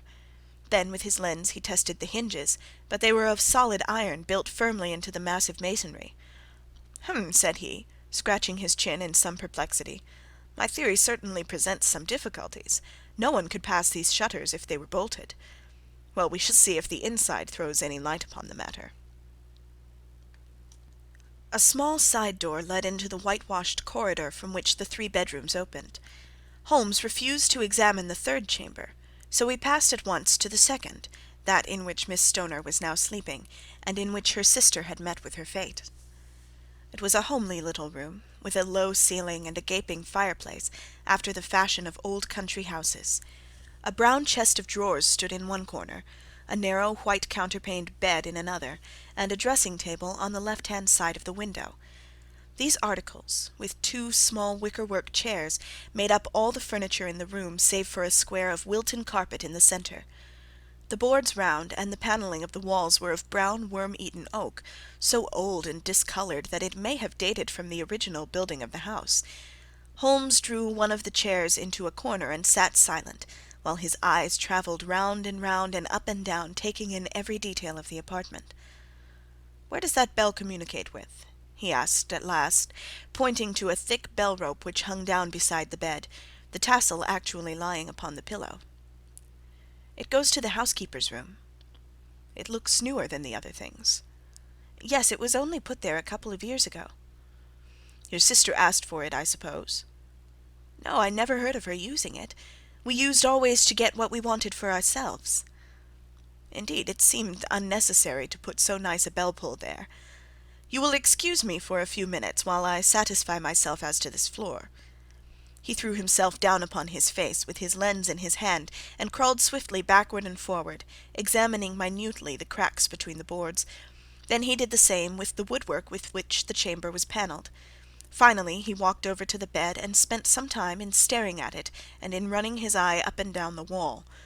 Finally he took the bell-rope in his hand and gave it a brisk tug. "Why, it's a dummy," said he. "Won't it ring?" "No, it is not even attached to a wire. This is very interesting. You can see now that it is fastened to a hook just above where the little opening for the ventilator is." "How very absurd! I never noticed that before." "Very strange," muttered Holmes, pulling at the rope. "There are 1 or 2 singular points about this room. For example, what a fool a builder must be to open a ventilator into another room, when, with the same trouble, he might have communicated with the outside air." "That is also quite modern," said the lady. "Done about the same time as the bell-rope," remarked Holmes. "Yes, there were several little changes carried out about that time." "They seem to have been of a most interesting character. Dummy bell-ropes and ventilators which do not ventilate. With your permission, Miss Stoner, we shall now carry our researches into the inner apartment." Dr. Grimesby Roylott's chamber was larger than that of his stepdaughter, but was as plainly furnished. A camp bed, a small wooden shelf full of books, mostly of a technical character, an armchair beside the bed, a plain wooden chair against the wall, a round table, and a large iron safe were the principal things which met the eye. Holmes walked slowly round and examined each and all of them with the keenest interest. "What's in here?" he asked, tapping the safe. "My stepfather's business papers." "Oh, you have seen inside, then?" "Only once, some years ago. I remember that it was full of papers." "There isn't a cat in it, for example?" "No, what a strange idea!" "Well, look at this." He took up a small saucer of milk which stood on the top of it. "No, we don't keep a cat, but there is a cheetah and a baboon." "Ah, yes, of course. Well, a cheetah is just a big cat, and yet a saucer of milk does not go very far in satisfying its wants, I dare say. There is one point which I should wish to determine." He squatted down in front of the wooden chair and examined the seat of it with the greatest attention. "Thank you, that is quite settled," said he, rising and putting his lens in his pocket. "Hullo, here is something interesting." The object which had caught his eye was a small dog-lash hung on one corner of the bed. The lash, however, was curled upon itself and tied so as to make a loop of whipcord. "What do you make of that, Watson?" "It's a common enough lash, but I don't know why it should be tied." "That is not quite so common, is it? Ah me, it's a wicked world, and when a clever man turns his brains to crime it is the worst of all. I think that I have seen enough now, Miss Stoner, and with your permission we shall walk out upon the lawn." I have never seen my friend's face so grim or his brow so dark as it was when we turned from the scene of this investigation. We had walked several times up and down the lawn, neither Miss Stoner nor myself liking to break in upon his thoughts before he roused himself from his reverie. "It is very essential, Miss Stoner," said he, "that you should absolutely follow my advice in every respect." "I shall most certainly do so." "The matter is too serious for any hesitation. Your life may depend upon your compliance." "I assure you that I am in your hands." "In the first place, both my friend and I must spend the night in your room." Both Miss Stoner and I gazed at him in astonishment. "Yes, it must be so. Let me explain. I believe that is the village inn over there." "Yes, that is the Crown." "Very good. Your windows would be visible from there?" "Certainly." "You must confine yourself to your room on pretence of a headache when your stepfather comes back. Then, when you hear him retire for the night, you must open the shutters of your window, undo the hasp, put your lamp there as a signal to us, and then withdraw quietly with everything which you are likely to want into the room which you used to occupy. I have no doubt that, in spite of the repairs, you could manage there for one night." "Oh yes, easily." "The rest you will leave in our hands."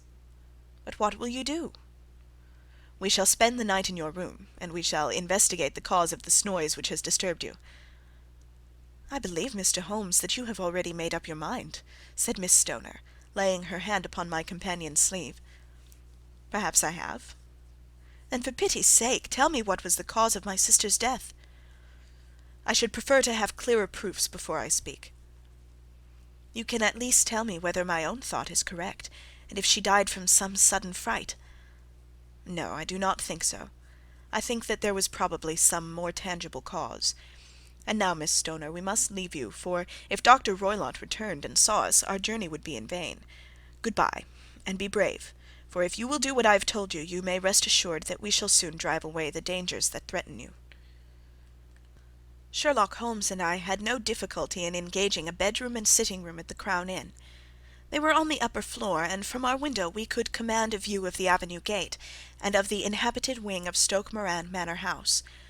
At dusk we saw Dr. Grimesby Roylott drive past, his huge form looming up beside the little figure of the lad who drove him. The boy had some slight difficulty in undoing the heavy iron gates, and we heard the hoarse roar of the doctor's voice, and saw the fury with which he shook his clenched fists at him. The trap drove on, and a few minutes later we saw a sudden light spring up among the trees, as the lamp was lit in one of the sitting-rooms. "Do you know, Watson," said Holmes, as we sat together in the gathering darkness, "I have really some scruples as to taking you tonight. There is a distinct element of danger." "Can I be of assistance?" "Your presence might be invaluable." "Then I shall certainly come." "It is very kind of you." "You speak of danger. You have evidently seen more in these rooms than was visible to me." "No, but I fancy that I may have deduced a little more. I imagine that you saw all that I did." "I saw nothing remarkable save the bell-rope, and what purpose that could answer I confess is more than I can imagine." "You saw the ventilator too?" "Yes, but I do not think it is such a very unusual thing to have a small opening between two rooms. It was so small that a rat could hardly pass through." "I knew that we should find a ventilator before ever we came to Stoke Moran." "My dear Holmes!" "Oh yes, I did. You remember in her statement she said that her sister could smell Dr. Roylott's cigar. Now, of course, that suggested at once that there must be a communication between the two rooms. It could only be a small one, or it would have been remarked upon at the coroner's enquiry. I deduced a ventilator." "But what harm can there be in that?" "Well, there is at least a curious coincidence of dates. A ventilator is made, a cord is hung, and a lady who sleeps in the bed dies. Does not that strike you?" "I cannot as yet see any connection." "Did you observe anything very peculiar about that bed?" "No." "It was clamped to the floor. Did you ever see a bed fastened like that before?" "I cannot say that I have."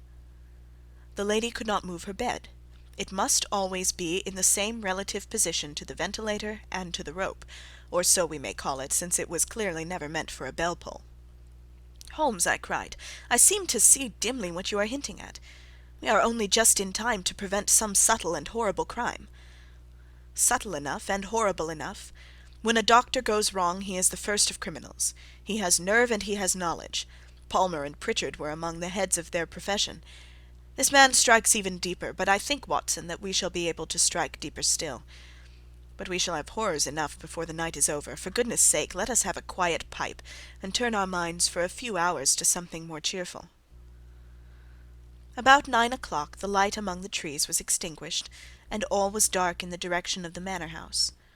2 hours passed slowly away, and then suddenly, just at the stroke of 11, a single bright light shone out right in front of us. "That is our signal," said Holmes, springing to his feet. "It comes from the middle window." As we passed out, he exchanged a few words with the landlord, explaining that we were going on a late visit to an acquaintance, and that it was possible that we might spend the night there. A moment later we were out on the dark road, a chill wind blowing in our faces, and one yellow light twinkling in front of us through the gloom to guide us on our sombre errand. There was little difficulty in entering the grounds, for unrepaired breaches gaped in the old park wall. Making our way among the trees, we reached the lawn, crossed it, and were about to enter through the window, when out from a clump of laurel bushes there darted what seemed to be a hideous and distorted child, who threw itself upon the grass with writhing limbs, and then ran swiftly across the lawn into the darkness. "My God!" I whispered. "Did you see it?" Holmes was for the moment as startled as I. His hand closed like a vice upon my wrist in his agitation. Then he broke into a low laugh, and put his lips to my ear. "It is a nice household," he murmured. "That is the baboon." I had forgotten the strange pets which the doctor affected. There was a cheetah too. Perhaps we might find it upon our shoulders at any moment. I confess that I felt easier in my mind when, after following Holmes's example and slipping off my shoes, I found myself inside the bedroom. My companion noiselessly closed the shutters, moved the lamp onto the table, and cast his eyes round the room. All was as we had seen it in the daytime.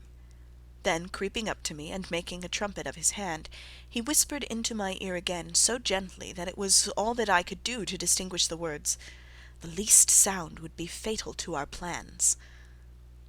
I nodded to show that I had heard. "We must sit without light. He would see it through the ventilator." I nodded again. "Do not go asleep. Your very life may depend upon it. Have your pistol ready in case we should need it. I will sit on the side of the bed, and you in that chair." I took out my revolver and laid it on the corner of the table. Holmes had brought up a long thin cane, and this he placed upon the bed beside him. By it he laid the box of matches and the stump of a candle. Then he turned down the lamp, and we were left in darkness. How shall I ever forget that dreadful vigil? I could not hear a sound, not even the drawing of a breath, and yet I knew that my companion sat open-eyed within a few feet of me, in the same state of nervous tension in which I was myself.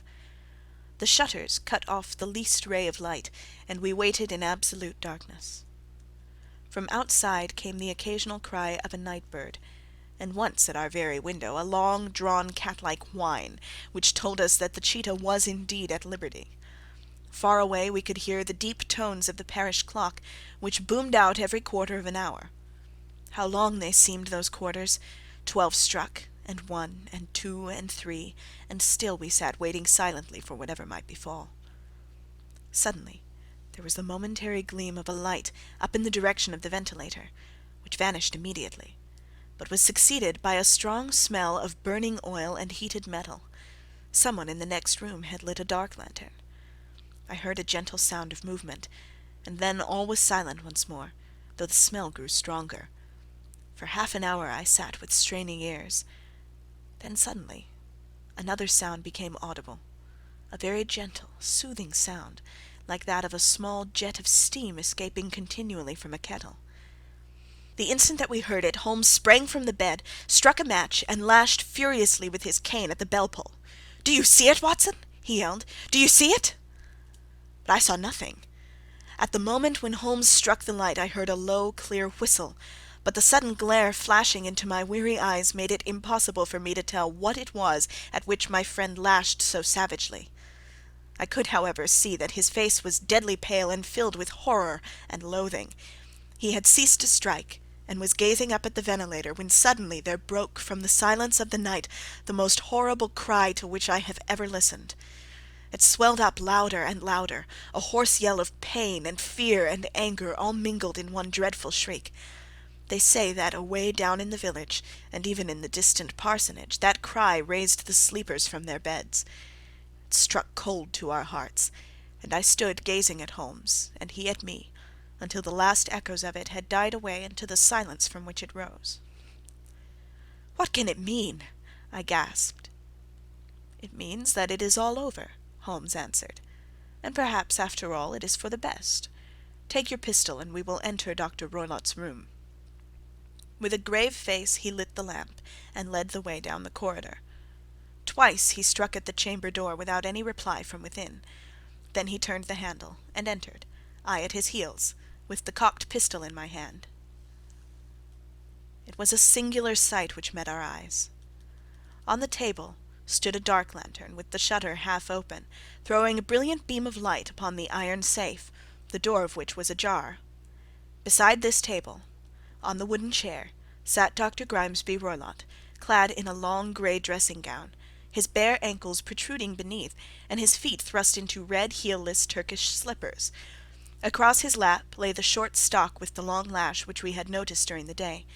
His chin was cocked upward, and his eyes were fixed in a dreadful rigid stare at the corner of the ceiling. Round his brow he had a peculiar yellow band, with brownish speckles which seemed to be bound tightly round his head. As we entered he made neither sound nor motion. "The band! The speckled band!" whispered Holmes. I took a step forward. In an instant his strange headgear began to move, and there reared itself from among his hair the squat, diamond-shaped head and puffed neck of a loathsome serpent. "It is a swamp adder," cried Holmes, "the deadliest snake in India. He has died within 10 seconds of being bitten. Violence does, in truth, recoil upon the violent, and the schemer falls into the pit which he digs for another. Let us thrust this creature back into its den, and we can then remove Miss Stoner to some place of shelter, and let the county police know what has happened." As he spoke he drew the dog-whip swiftly from the dead man's lap, and throwing the noose round the reptile's neck he drew it from its horrid perch, and, carrying it at arm's length, threw it into the iron safe, which he closed upon it. Such are the true facts of the death of Dr. Grimesby Roylott of Stoke Moran. It is not necessary that I should prolong a narrative which has already run too great a length by telling how we broke the sad news to the terrified girl, how we conveyed her by the morning train to the care of her good aunt at Harrow, of how the slow process of official enquiry came to the conclusion that the doctor met his fate while indiscreetly playing with a dangerous pet. The little which I had yet to learn of the case was told me by Sherlock Holmes as we travelled back the next day. "I had," said he, "come to an entirely erroneous conclusion, which shows, my dear Watson, how dangerous it always is to reason from insufficient data. The presence of the gipsies, and the use of the word band, which was used by the poor girl, no doubt, to explain the appearance which she had caught a hurried glimpse of by the light of her match, were sufficient to put me upon an entirely wrong scent. I can only claim the merit that I instantly reconsidered my position, when, however, it became clear to me that whatever danger threatened an occupant of the room could not come either from the window or the door. My attention was speedily drawn, as I have already remarked to you, to this ventilator, and to the bell-rope which hung down to the bed. The discovery that this was a dummy, and that the bed was clamped to the floor, instantly gave rise to the suspicion that the rope was there as a bridge for something passing through the hole and coming to the bed. The idea of a snake instantly occurred to me, and when I coupled it with my knowledge that the doctor was furnished with a supply of creatures from India, I felt that I was probably on the right track. The idea of using a form of poison which could not possibly be discovered by any chemical test was just such a one as would occur to a clever and ruthless man who had had an Eastern training. The rapidity with which such a poison would take effect would also, from his point of view, be an advantage. It would be a sharp-eyed coroner indeed who could distinguish the 2 little dark punctures which would show where the poison fangs had done their work. Then I thought of the whistle. Of course he must recall the snake before the morning light revealed it to the victim. He had trained it, probably by use of the milk which we saw, to return to him when summoned.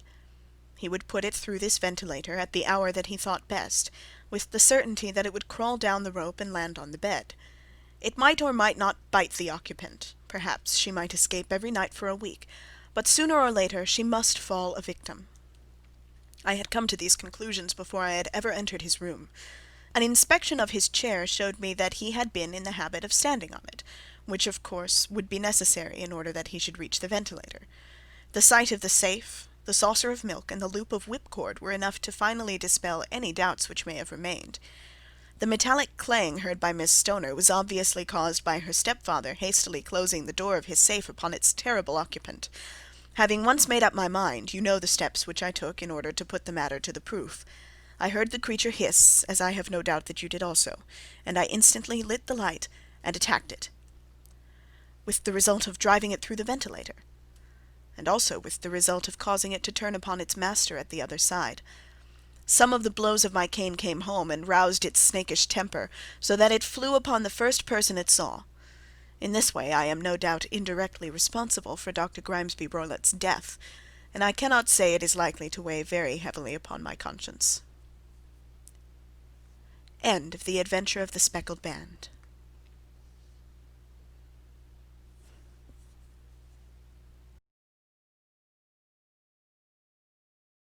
Adventure 9. The Adventure of the Engineer's Thumb. Of all the problems which have been submitted to my friend, Mr. Sherlock Holmes, for solution during the years of our intimacy, there were only two which I was the means of introducing to his notice, that of Mr. Hatherley's thumb, and that of Colonel Warburton's madness. Of these the latter may have afforded a finer field for an acute and original observer, but the other was so strange in its inception, and so dramatic in its details, that it may be the more worthy of being placed upon record, even if it gave my friend fewer openings for those deductive methods of reasoning by which he achieved such remarkable results. The story has, I believe, been told more than once in the newspapers, but, like all such narratives, its effect is much less striking when set forth en bloc in a single half-column of print than when the facts slowly evolve before your own eyes, and the mystery clears gradually away as each new discovery furnishes a step which leads on to the complete truth.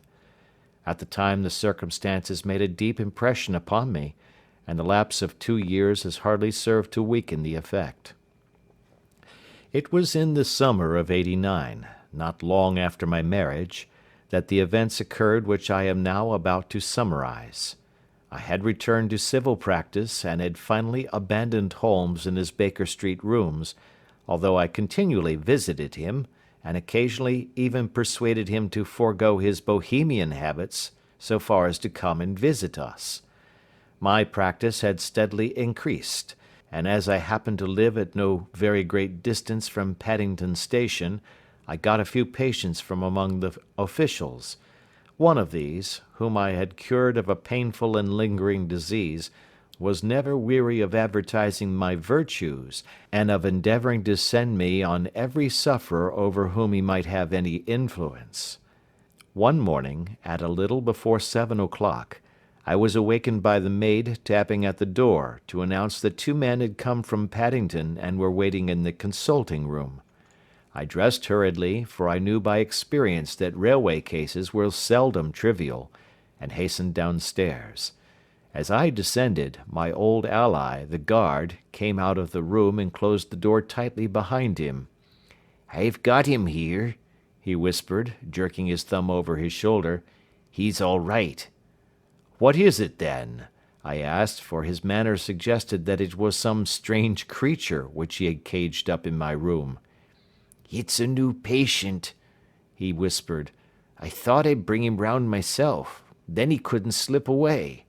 There he is, all safe and sound. I must go now, doctor. I have my duties just the same as you."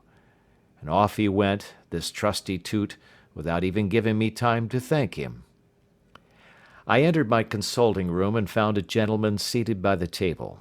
He was quietly dressed in a suit of heather tweed, with a soft cloth cap which he had laid down upon my books. Round one of his hands he had a handkerchief wrapped, which was mottled all over with blood stains.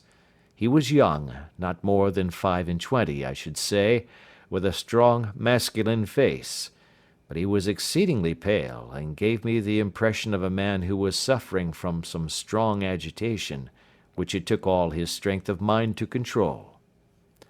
"I am sorry to knock you up so early, doctor," said he, "but I have had a very serious accident during the night. I came in by train this morning, and on inquiring at Paddington as to where I might find a doctor, a worthy fellow very kindly escorted me here. I gave the maid a card, but I see that she has left it upon the side table." I took it up and glanced at it. Mr. Victor Hatherley, Hydraulic Engineer, 16A, Victoria Street, 3rd floor. That was the name, style, and abode of my morning visitor. "I regret that I have kept you waiting," said I, sitting down in my library chair. "You are fresh from a night journey, I understand, which is in itself a monotonous occupation." "Oh, my night could not be called monotonous," said he, and laughed. He laughed very heartily, with a high, ringing note, leaning back in his chair and shaking his sides. All my medical instincts rose up against that laugh. "Stop it!" I cried. "Pull yourself together!" And I poured out some water from a carafe. It was useless, however. He was off in one of those hysterical outbursts which come upon a strong nature when some great crisis is over and gone. Presently he came to himself once more, very weary and pale looking. "I have been making a fool of myself," he gasped. "Not at all. Drink this." I dashed some brandy into the water, and the colour began to come back to his bloodless cheeks. "That's better," said he. "And now, doctor, perhaps you would kindly attend to my thumb, or rather to the place where my thumb used to be?" He unwound the handkerchief and held out his hand. It gave even my hardened nerves a shudder to look at it. There were 4 protruding fingers and a horrid red, spongy surface where the thumb should have been. It had been hacked or torn right out from the roots. "Good heavens!" I cried. "This is a terrible injury. It must have bled considerably." "Yes, it did. I fainted when it was done, and I think that I must have been senseless for a long time. When I came to, I found that it was still bleeding, so I tied one end of my handkerchief very tightly round the wrist and braced it up with a twig." "Excellent. You should have been a surgeon." "It is a question of hydraulics, you see, and came within my own province." "This has been done," said I, examining the wound, "by a very heavy and sharp instrument." "A thing like a cleaver," said he. "An accident, I presume." "By no means." "What? A murderous attack?" "Very murderous indeed."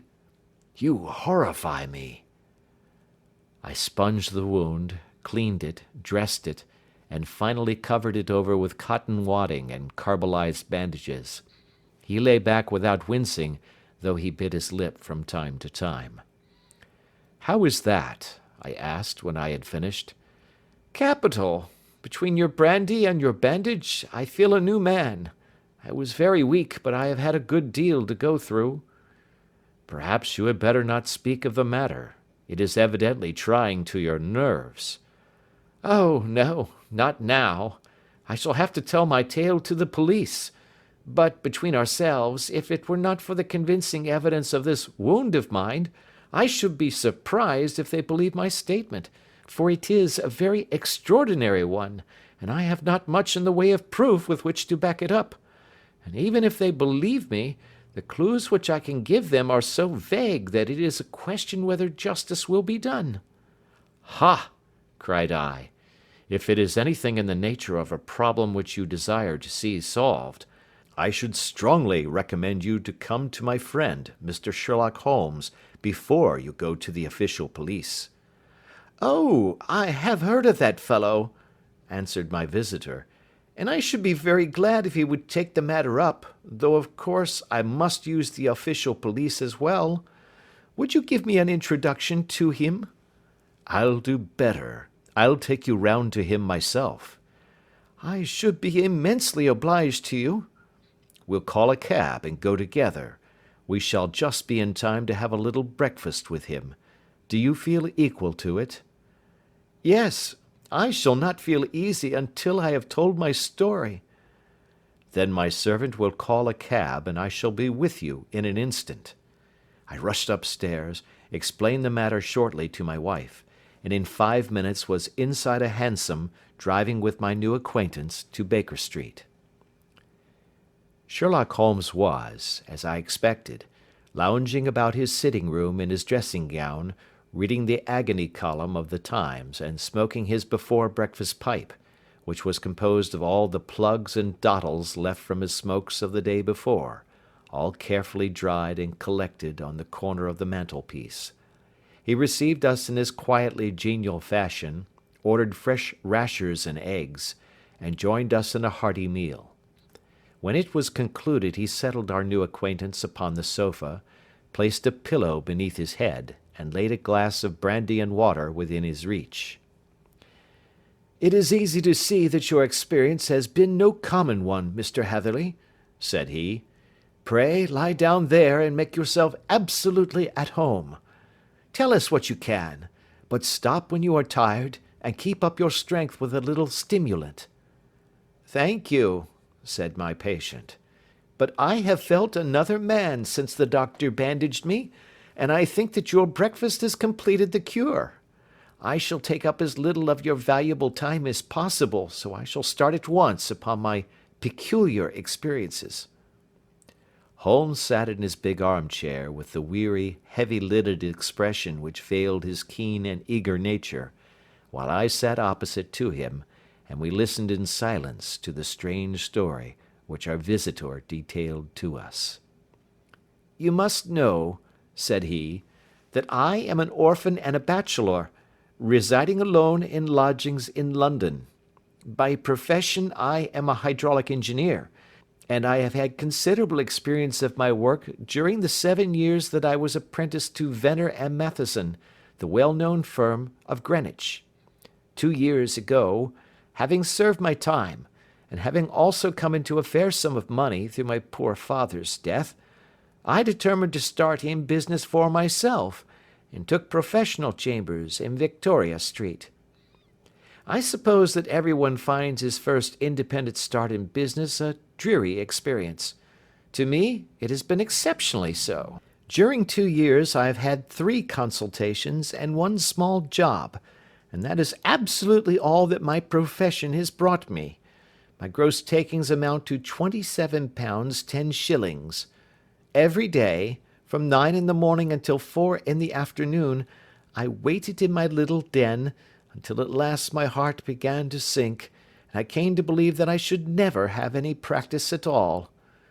Yesterday, however, just as I was thinking of leaving the office, my clerk entered to say there was a gentleman waiting, who wished to see me upon business. He brought up a card, too, with the name of Colonel Lysander Stark engraved upon it. Close at his heels came the colonel himself, a man rather over the middle size, but of an exceeding thinness. I do not think that I have ever seen so thin a man. His whole face sharpened away into nose and chin, and the skin of his cheeks was drawn quite tense over his outstanding bones. Yet this emaciation seemed to be his natural habit, and due to no disease, for his eye was bright, his step brisk, and his bearing assured. He was plainly but neatly dressed, and his age, I should judge, would be nearer 40 than 30. "Mr. Hatherley," said he, with something of a German accent, "you have been recommended to me, Mr. Hatherley, as being a man who is not only proficient in his profession, but is also discreet and capable of preserving a secret." I bowed, feeling as flattered as any young man would at such an address. "May I ask who it was who gave me so good a character?" "Well, perhaps it is better that I should not tell you that just at this moment. I have it from the same source that you are both an orphan and a bachelor, and are residing alone in London." "That is quite correct," I answered, "but you will excuse me if I say that I cannot see how all this bears upon my professional qualifications. I understand that it was on a professional matter that you wished to speak to me?" "Undoubtedly so, but you will find that all I say is really to the point. I have a professional commission for you, but absolute secrecy is quite essential. Absolute secrecy, you understand, and of course we may expect that more from a man who is alone than from one who lives in the bosom of his family." "If I promise to keep a secret," said I, "you may absolutely depend upon my doing so." He looked very hard at me as I spoke, and it seemed to me that I had never seen so suspicious and questioning an eye. "Do you promise, then?" said he at last. "Yes, I promise." "Absolute and complete silence before, during, and after? No reference to the matter at all, either in word or writing?" "I have already given you my word." "Very good." He suddenly sprang up, and darting like lightning across the room, he flung open the door. The passage outside was empty. "That's all right," said he, coming back. "I know that clerks are sometimes curious as to their master's affairs. Now we can talk in safety." He drew up his chair very close to mine, and began to stare at me again with the same questioning and thoughtful look. A feeling of repulsion, and of something akin to fear, had begun to rise within me at the strange antics of this fleshless man. Even my dread of losing a client could not restrain me from showing my impatience. "I beg that you will state your business, sir," said I. "My time is of value." Heaven forgive me for that last sentence, but the words came to my lips. "How would 50 guineas for a night's work suit you?" he asked. "Most admirably." "I say a night's work, but an hour's would be nearer the mark. I simply want your opinion about a hydraulic stamping machine which has got out of gear. If you show us what is wrong, we shall soon set it right ourselves. What do you think of such a commission as that?"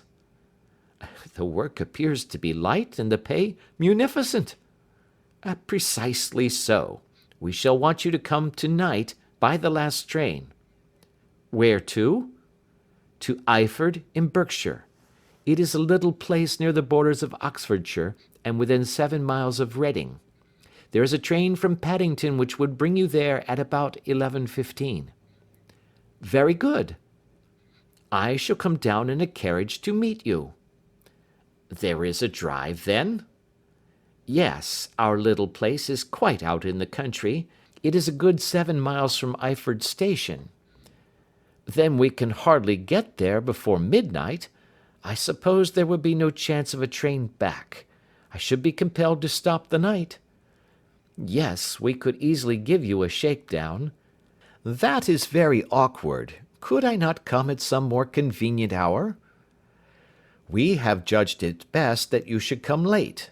It is to recompense you for any inconvenience that we are paying to you, a young and unknown man, a fee which would buy an opinion from the very heads of your profession. Still, of course, if you would like to draw out of the business, there is plenty of time to do so." I thought of the 50 guineas, and of how useful they would be to me. "Not at all," said I. "I shall be very happy to accommodate myself to your wishes. I should like, however, to understand a little more clearly what it is that you wish me to do." "Quite so. It is very natural that the pledge of secrecy which we have exacted from you should have aroused your curiosity. I have no wish to commit you to anything without your having it all laid before you. I suppose that we are absolutely safe from eavesdroppers?" "Entirely." "Then the matter stands thus. You are probably aware that Fuller's earth is a valuable product, and that it is only found in 1 or 2 places in England?" "I have heard so." "Some little time ago I bought a small place, a very small place, within 10 miles of Reading. I was fortunate enough to discover that there was a deposit of Fuller's earth in one of my fields. On examining it, however, I found that this deposit was a comparatively small one, and that it formed a link between two very much larger ones upon the right and left, both of them, however, in the grounds of my neighbours. These good people were absolutely ignorant that their land contained that which was quite as valuable as a gold mine. Naturally, it was to my interest to buy their land before they discovered its true value, but unfortunately I had no capital by which I could do this. I took a few of my friends into the secret, however, and they suggested that we should quietly and secretly work our own little deposit, and that in this way we should earn the money which would enable us to buy the neighbouring fields. This we have now been doing for some time, and in order to help us in our operations, we erected a hydraulic press. This press, as I have already explained, has got out of order, and we wish your advice upon the subject. We guard our secret very jealously, however, and if it once became known that we had hydraulic engineers coming to our little house, it would soon rouse inquiry, and then, if the facts came out, it would be good-bye to any chance of getting these fields and carrying out our plans. That is why I have made you promise me that you will not tell a human being that you are going to Eyford tonight. I hope that I make it all plain?" "I quite follow you," said I. "The only point which I could not quite understand was, what use you could make of a hydraulic press in excavating fuller's earth, which, as I understand, is dug out like gravel from a pit." "Ah," said he carelessly, "we have our own process. We compress the earth into bricks, so as to remove them without revealing what they are. But that is a mere detail. I have taken you fully into my confidence now, Mr. Hatherley, and I have shown you how I trust you." He rose as he spoke. "I shall expect you, then, at Eyford at 11:15. "I shall certainly be there." "And not a word to a soul." He looked at me with a last long, questioning gaze, and then, pressing my hand in a cold, dank grasp, he hurried from the room. Well, when I came to think it all over in cool blood, I was very much astonished, as you may both think, at this sudden commission which has been entrusted to me. On the one hand, of course, I was glad, for the fee was at least tenfold what I should have asked had I set a price upon my own services, and it was possible that this order might lead to other ones. On the other hand, the face and manner of my patron had made an unpleasant impression upon me, and I could not think that his explanation of the fuller's earth was sufficient to explain the necessity of my coming at midnight, and his extreme anxiety lest I should tell any one of my errand. However, I threw all fears to the winds, ate a hearty supper, drove to Paddington, and started off, having obeyed to the letter the injunction as to holding my tongue. At Reading, I had to change not only my carriage but my station. However, I was in time for the last train to Eyford, and I reached the little dim-lit station after 11 o'clock. I was the only passenger who got out there, and there was no one upon the platform save a single sleepy porter with a lantern. As I passed out through the wicket gate, however, I found my acquaintance of the morning waiting in the shadow upon the other side. Without a word he grasped my arm and hurried me into a carriage, the door of which was standing open. He drew up the windows on either side, tapped on the woodwork, and away we went as fast as the horse could go. "One horse?" interjected Holmes. "Yes, only one." "Did you observe the colour?" "Yes, I saw it by the side lights when I was stepping into the carriage. It was a chestnut." "Tired looking or fresh?" "Oh, fresh and glossy." "Thank you. I am sorry to have interrupted you. Pray continue your most interesting statement." "Away we went then, and we drove for at least an hour. Colonel Lysander Stark had said that it was only 7 miles, but I should think, from the rate that we seemed to go, and from the time that we took, that it must have been nearer 12. He sat at my side in silence all the time, and I was aware, more than once when I glanced in his direction, that he was looking at me with great intensity. The country roads seemed to be not very good in that part of the world, for we lurched and jolted terribly. I tried to look out of the windows to see something of where we were, but they were made of frosted glass, and I could make out nothing save the occasional bright blur of a passing light. Now and then I hazarded some remark to break the monotony of the journey, but the Colonel answered only in monosyllables, and the conversation soon flagged. At last, however, the bumping of the road was exchanged for the crisp smoothness of a gravelled drive, and the carriage came to a stand. Colonel Lysander Stark sprang out, and, as I followed after him, pulled me swiftly into a porch which gaped in front of us. We stepped, as it were, right out of the carriage and into the hall, so that I failed to catch the most fleeting glance of the front of the house. The instant that I had crossed the threshold, the door slammed heavily behind us, and I heard faintly the rattle of the wheels as the carriage drove away.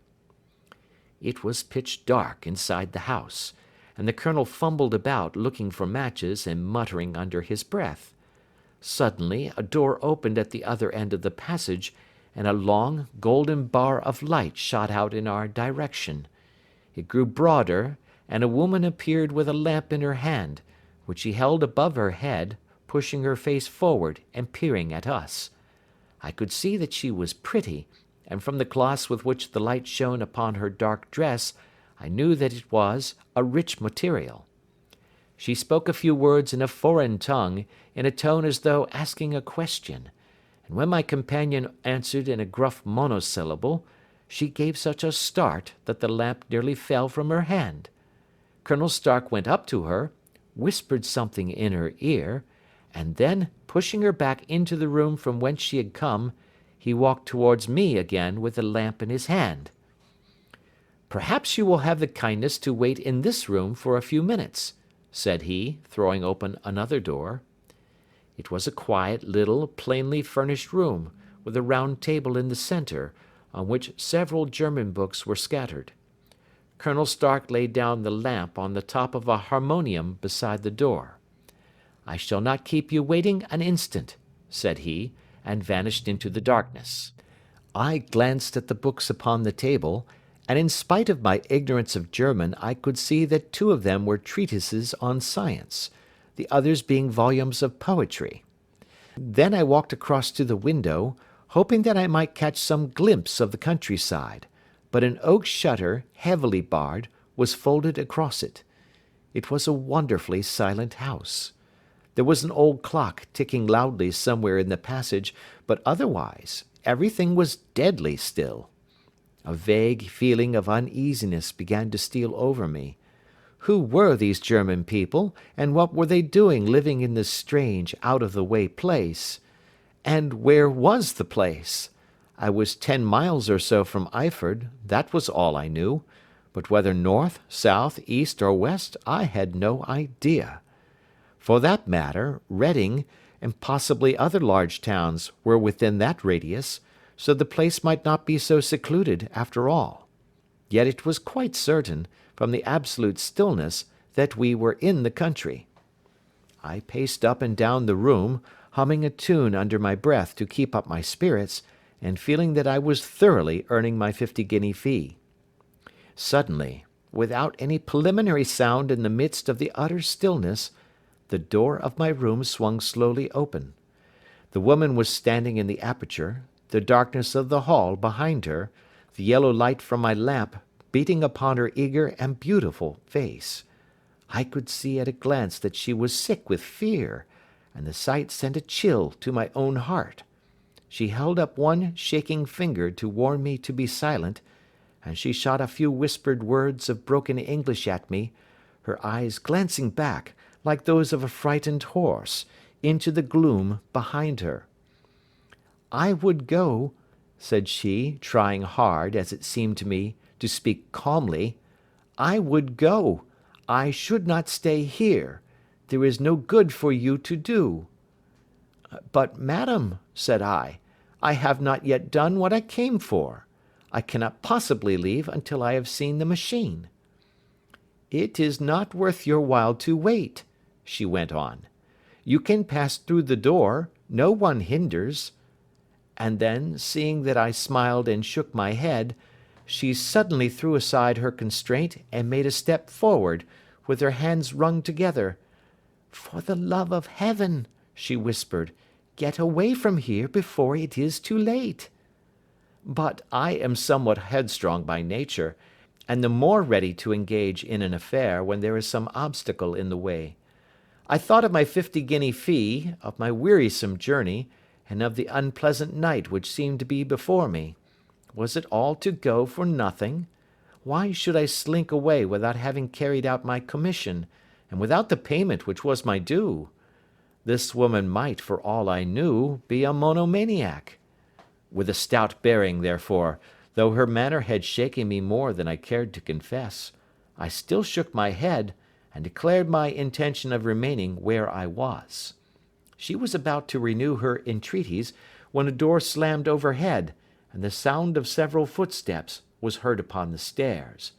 She listened for an instant, threw up her hands with a despairing gesture, and vanished as suddenly and as noiselessly as she had come. The newcomers were Colonel Lysander Stark, and a short, thick man with a chinchilla beard growing out of the creases of his double chin, who was introduced to me as Mr. Ferguson. "This is my secretary and manager," said the Colonel. "By the way, I was under the impression that I left this door shut just now. I fear that you have felt the draught." "On the contrary," said I opened the door myself because I felt the room to be a little close." He shot one of his suspicious looks at me. "Perhaps we had better proceed to business then," said he. "Mr. Ferguson and I will take you up to see the machine." "I had better put my hat on, I suppose." "Oh, no, it is in the house." "What? You dig fuller's earth in the house?" "No, no, this is only where we compress it. But never mind that. All we wish you to do is to examine the machine, and to let us know what is wrong with it." We went upstairs together, the Colonel first with the lamp, the fat manager and I behind him.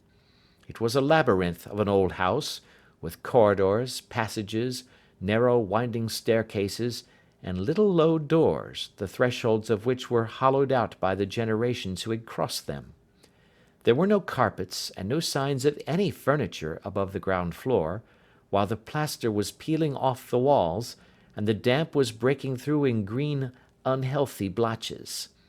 I tried to put on as unconcerned an air as possible, but I had not forgotten the warnings of the lady, even though I disregarded them, and I kept a keen eye upon my two companions. Ferguson appeared to be a morose and silent man, but I could see from the little that he said that he was at least a fellow countryman. Colonel Lysander Stark stopped at last before a low door, which he unlocked. Within was a small square room, in which the three of us could hardly get at one time. Ferguson remained outside, and the Colonel ushered me in. "We are now," said he, "actually within the hydraulic press, and it would be a particularly unpleasant thing for us if anyone were to turn it on. The ceiling of this small chamber is really the end of the descending piston, and it comes down with the force of many tons upon this metal floor. There are small lateral columns of water outside which receive the force, and which transmit and multiply it in the manner which is familiar to you. The machine goes readily enough, but there is some stiffness in the working of it, and it has lost a little of its force. Perhaps you will have the goodness to look it over, and to show us how we can set it right." I took the lamp from him, and I examined the machine very thoroughly. It was, indeed, a gigantic one, and capable of exercising enormous pressure. When I passed outside, however, and pressed down the levers which controlled it, I knew at once by the whishing sound that there was a slight leakage, which allowed a regurgitation of water through one of the side cylinders. An examination showed that one of the india rubber bands which was round the head of a driving rod had shrunk so as to not quite fill the socket along which it worked. This was clearly the cause of the loss of power, and I pointed it out to my companions, who followed my remarks very carefully and asked several practical questions as to how they should proceed to set it right. When I had made it clear to them, I returned to the main chamber of the machine and took a good look at it to satisfy my own curiosity. It was obvious at a glance that the story of the Fuller's Earth was the merest fabrication, for it would be absurd to suppose that so powerful an engine could be designed for so inadequate a purpose. The walls were of wood, but the floor consisted of a large iron trough, and when I came to examine it, I could see a crust of metallic deposit all over it. I had stooped and was scraping at this to see exactly what it was, when I heard a muttered exclamation in German and saw the cadaverous face of the colonel looking down at me. "What are you doing there?" he asked. I felt angry at having been tricked by so elaborate a story as that which he had told me. "I was admiring your Fuller's Earth," said I. "I think that I should be better able to advise you as to your machine if I knew what the exact purpose was for which it was used." The instant that I uttered the words I regretted the rashness of my speech. His face set hard, and a baleful light sprang up in his grey eyes. "Very well," said he, "you shall know all about the machine." He took a step backward, slammed the little door, and turned the key in the lock. I rushed towards it and pulled at the handle, but it was quite secure, and did not give in the least to my kicks and shoves. "Hello!" I yelled. "Hullo! Colonel, let me out!" And then suddenly in the silence, I heard a sound which set my heart into my mouth. It was the clank of the levers and the swish of the leaking cylinder. He had set the engine at work. The lamp still stood upon the floor where I had placed it when examining the trough. By its light I saw that the black ceiling was coming down upon me, slowly, jerkily, but, as none knew better than myself, with a force which must within a minute grind me to a shapeless pulp. I threw myself screaming against the door, and dragged with my nails at the lock. I implored the colonel to let me out, but the remorseless clanking of the levers drowned my cries. The ceiling was only a foot or two above my head, and with my hand upraised I could feel its hard, rough surface. Then it flashed through my mind that the pain of my death would depend very much upon the position in which I met it. If I lay on my face, the weight would come upon my spine, and I shuddered to think of that dreadful snap. Easier the other way, perhaps, and yet, had I the nerve to lie and look up at that deadly black shadow wavering down upon me? Already I was unable to stand erect, when my eye caught something which brought a gush of hope back to my heart. I have said that though the floor and ceiling were of iron, the walls were of wood. As I gave a last hurried glance around, I saw a thin line of yellow light between two of the boards, which broadened and broadened as a small panel was pushed backwards. For an instant I could hardly believe that here was indeed a door which led away from death. The next instant I threw myself through, and lay half fainting upon the other side. The panel had closed again behind me, but the crash of the lamp, and a few moments afterwards the clang of the two slabs of metal, told me how narrow had been my escape. I was recalled to myself by a frantic plucking at my wrist, and I found myself lying upon the stone floor of a narrow corridor, while a woman bent over me and tugged at me with her left hand, while she held a candle in her right. It was the same good friend whose warning I had so foolishly rejected. "Come, come," she cried breathlessly. "They will be here in a moment. They will see that you are not there. Oh, do not waste the so precious time, but come." This time, at least, I did not scorn her advice. I staggered to my feet, and ran with her along the corridor and down a winding stair. The latter led to another broad passage, and just as we reached it we heard the sound of running feet and the shouting of two voices, one answering the other from the floor on which we were, and from the one beneath. My guide stopped and looked about her like one who is at her wits' end. Then she threw open a door which led into a bedroom, through the window of which the moon was shining brightly. "It is your only chance," said she. "It is high, but it may be that you can jump it." As she spoke, a light sprang into view at the further end of the passage, and I saw the lean figure of Colonel Lysander Stark rushing forward with a lantern in one hand and a weapon like a butcher's cleaver in the other. I rushed across the bedroom, flung open the window, and looked out. How quiet and sweet and wholesome the garden looked in the moonlight, and it could not be more than 30 feet down. I clambered out upon the sill, but I hesitated to jump until I should have heard what passed between my saviour and the ruffian who pursued me. If she were ill used, then at any risks I was determined to go back to her assistance. The thought had hardly flashed through my mind before he was at the door, pushing his way past her, and she threw her arms round him and tried to hold him back. "Fritz, Fritz," she cried in English, "remember your promise after the last time. You said it should not be again. He will be silent. Oh, he will be silent." "You are mad, Elise," he shouted, struggling to break away from her. "You will be the ruin of us. He has seen too much. Let me pass, I say."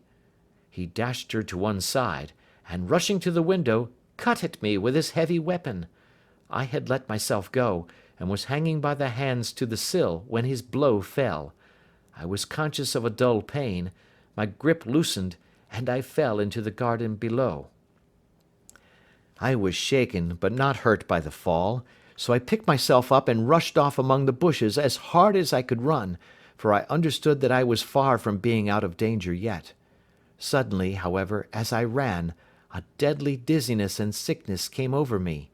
I glanced down at my hand, which was throbbing painfully, and then for the first time saw that my thumb had been cut off, and that the blood was pouring from my wound. I endeavoured to tie my handkerchief round it, but there came a sudden buzzing in my ears, and next moment I fell in a dead faint among the rose bushes. How long I remained unconscious I cannot tell. It must have been a very long time, for the moon had sunk, and a bright morning was breaking when I came to myself. My clothes were all sodden with dew, and my coat sleeve was drenched with blood from my wounded thumb. The smarting of it recalled in an instant all the particulars of my night's adventure, and I sprang to my feet with the feeling that I might hardly yet be safe from my pursuers. But to my astonishment, when I came to look round me, neither house nor garden were to be seen. I had been lying in an angle of the hedge close by the high road, and just a little lower down was a long building, which proved, upon my approaching it, to be the very station at which I had arrived upon the previous night. Were it not for the ugly wound upon my hand, all that had passed during those dreadful hours might have been an evil dream. Half dazed, I went into the station and asked about the morning train. There would be one to Reading in less than an hour. The same porter was on duty, I found, as had been there when I arrived. I inquired of him whether he had ever heard of Colonel Lysander Stark. The name was strange to him. Had he observed a carriage the night before waiting for me? No, he had not. Was there a police station anywhere near? There was one about 3 miles off. It was too far for me to go, weak and ill as I was. I determined to wait until I got back to town before telling my story to the police. It was a little past 6 when I arrived, so I went first to have my wound dressed, and then the doctor was kind enough to bring me along here. I put the case into your hands, and shall do exactly what you advise." We both sat in silence for some little time after listening to this extraordinary narrative. Then Sherlock Holmes pulled down from the shelf one of the ponderous commonplace books in which he placed his cuttings. "Here is an advertisement which will interest you," said he. "It appeared in all the papers about a year ago. Listen to this. 'Lost, on the 9th instant, Mr. Jeremiah Hayling, aged 26, a hydraulic engineer. Left his lodgings at 10 o'clock at night, and has not been heard of since. Was dressed in, etc., etc.' Ha! That represents the last time that the Colonel needed to have his machine overhauled, I fancy." Good heavens! cried my patient. Then that explains what the girl said. Undoubtedly. It is quite clear that the colonel was a cool and desperate man, who was absolutely determined that nothing should stand in the way of his little game, like those out-and-out pirates who will leave no survivor from a captured ship. Well, every moment now is precious, so if you feel equal to it, we shall go down to Scotland Yard at once as a preliminary to starting for Eyford. Some 3 hours or so afterwards, we were all in the train together, bound from Reading to the little Berkshire village. There were Sherlock Holmes, the hydraulic engineer, Inspector Bradstreet of Scotland Yard, a plain-clothes-man, and myself. Bradstreet had spread an ordnance map of the county out upon the seat, and was busy with his compasses drawing a circle with Eyford for its centre. "There you are," said he. "That circle is drawn at a radius of 10 miles from the village. The place we want must be somewhere near that line. You said 10 miles, I think, sir?" "It was an hour's good drive." "And you think that they brought you back all that way when you were unconscious?" "They must have done so. I have a confused memory, too, of having been lifted and conveyed somewhere." "What I cannot understand," said I, "is why they should have spared you when they found you lying fainting in the garden. Perhaps the villain was softened by the woman's entreaties." "I hardly think that likely. I never saw a more inexorable face in my life." "Oh, we shall soon clear up all that," said Bradstreet. "Well, I have drawn my circle, and I only wish I knew at what point upon it the folk that we are in search of are to be found." "I think I could lay my finger on it," said Holmes quietly. "Really now," cried the inspector, "you have formed your opinion.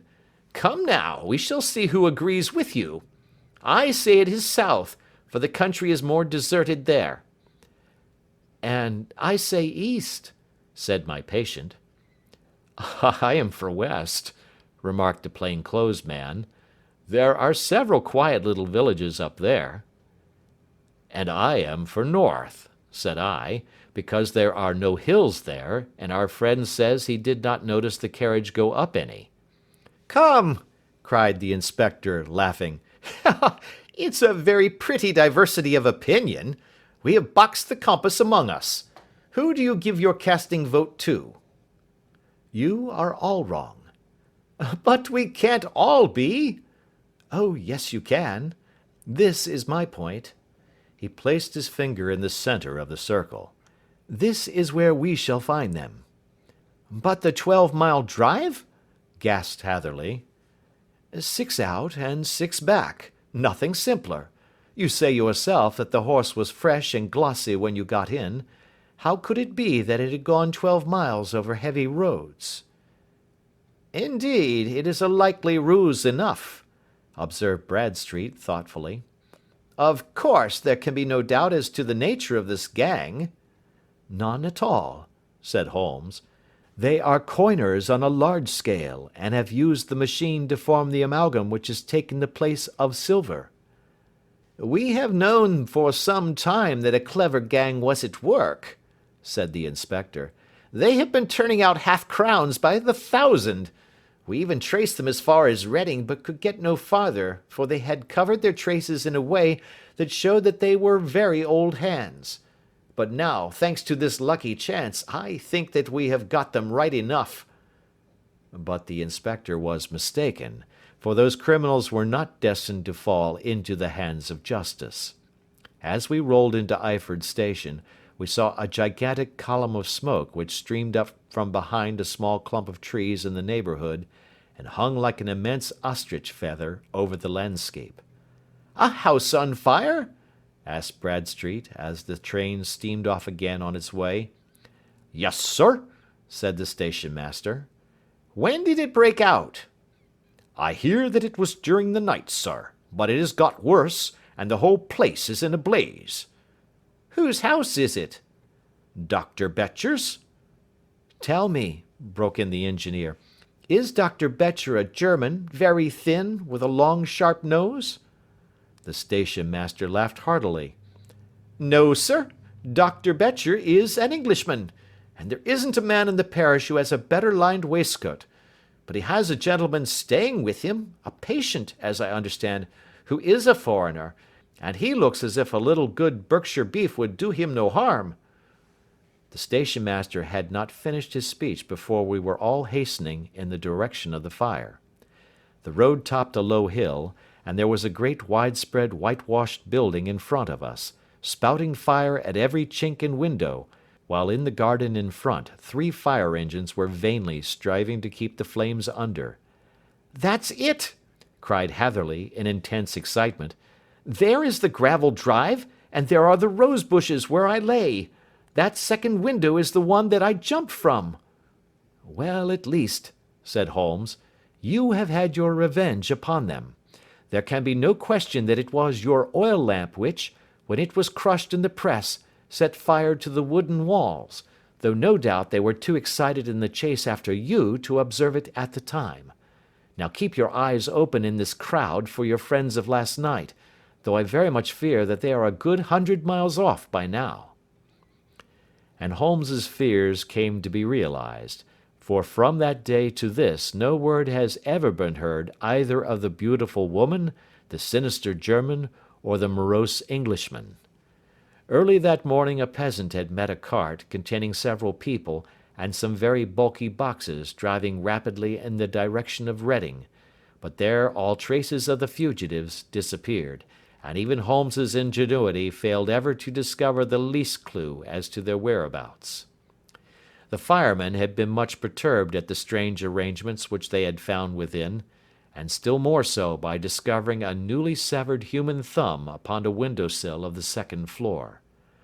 About sunset, however, their efforts were at last successful, and they subdued the flames, but not before the roof had fallen in, and the whole place been reduced to such absolute ruin that, save some twisted cylinders and iron piping, not a trace remained of the machinery which had cost our unfortunate acquaintance so dearly.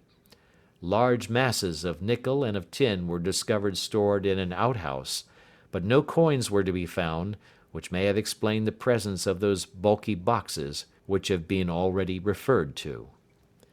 How our hydraulic engineer had been conveyed from the garden to the spot where he recovered his senses might have remained forever a mystery were it not for the soft mould, which told us a very plain tale. He had evidently been carried down by 2 persons, one of whom had remarkably small feet, and the other unusually large ones. On the whole, it was most probable that the silent Englishman, being less bold or less murderous than his companion, had assisted the woman to bear the unconscious man out of the way of danger. "Well," said our engineer ruefully, as we took our seats to return once more to London, "it has been a pretty business for me. I have lost my thumb, and I have lost a 50-guinea fee, and what have I gained?"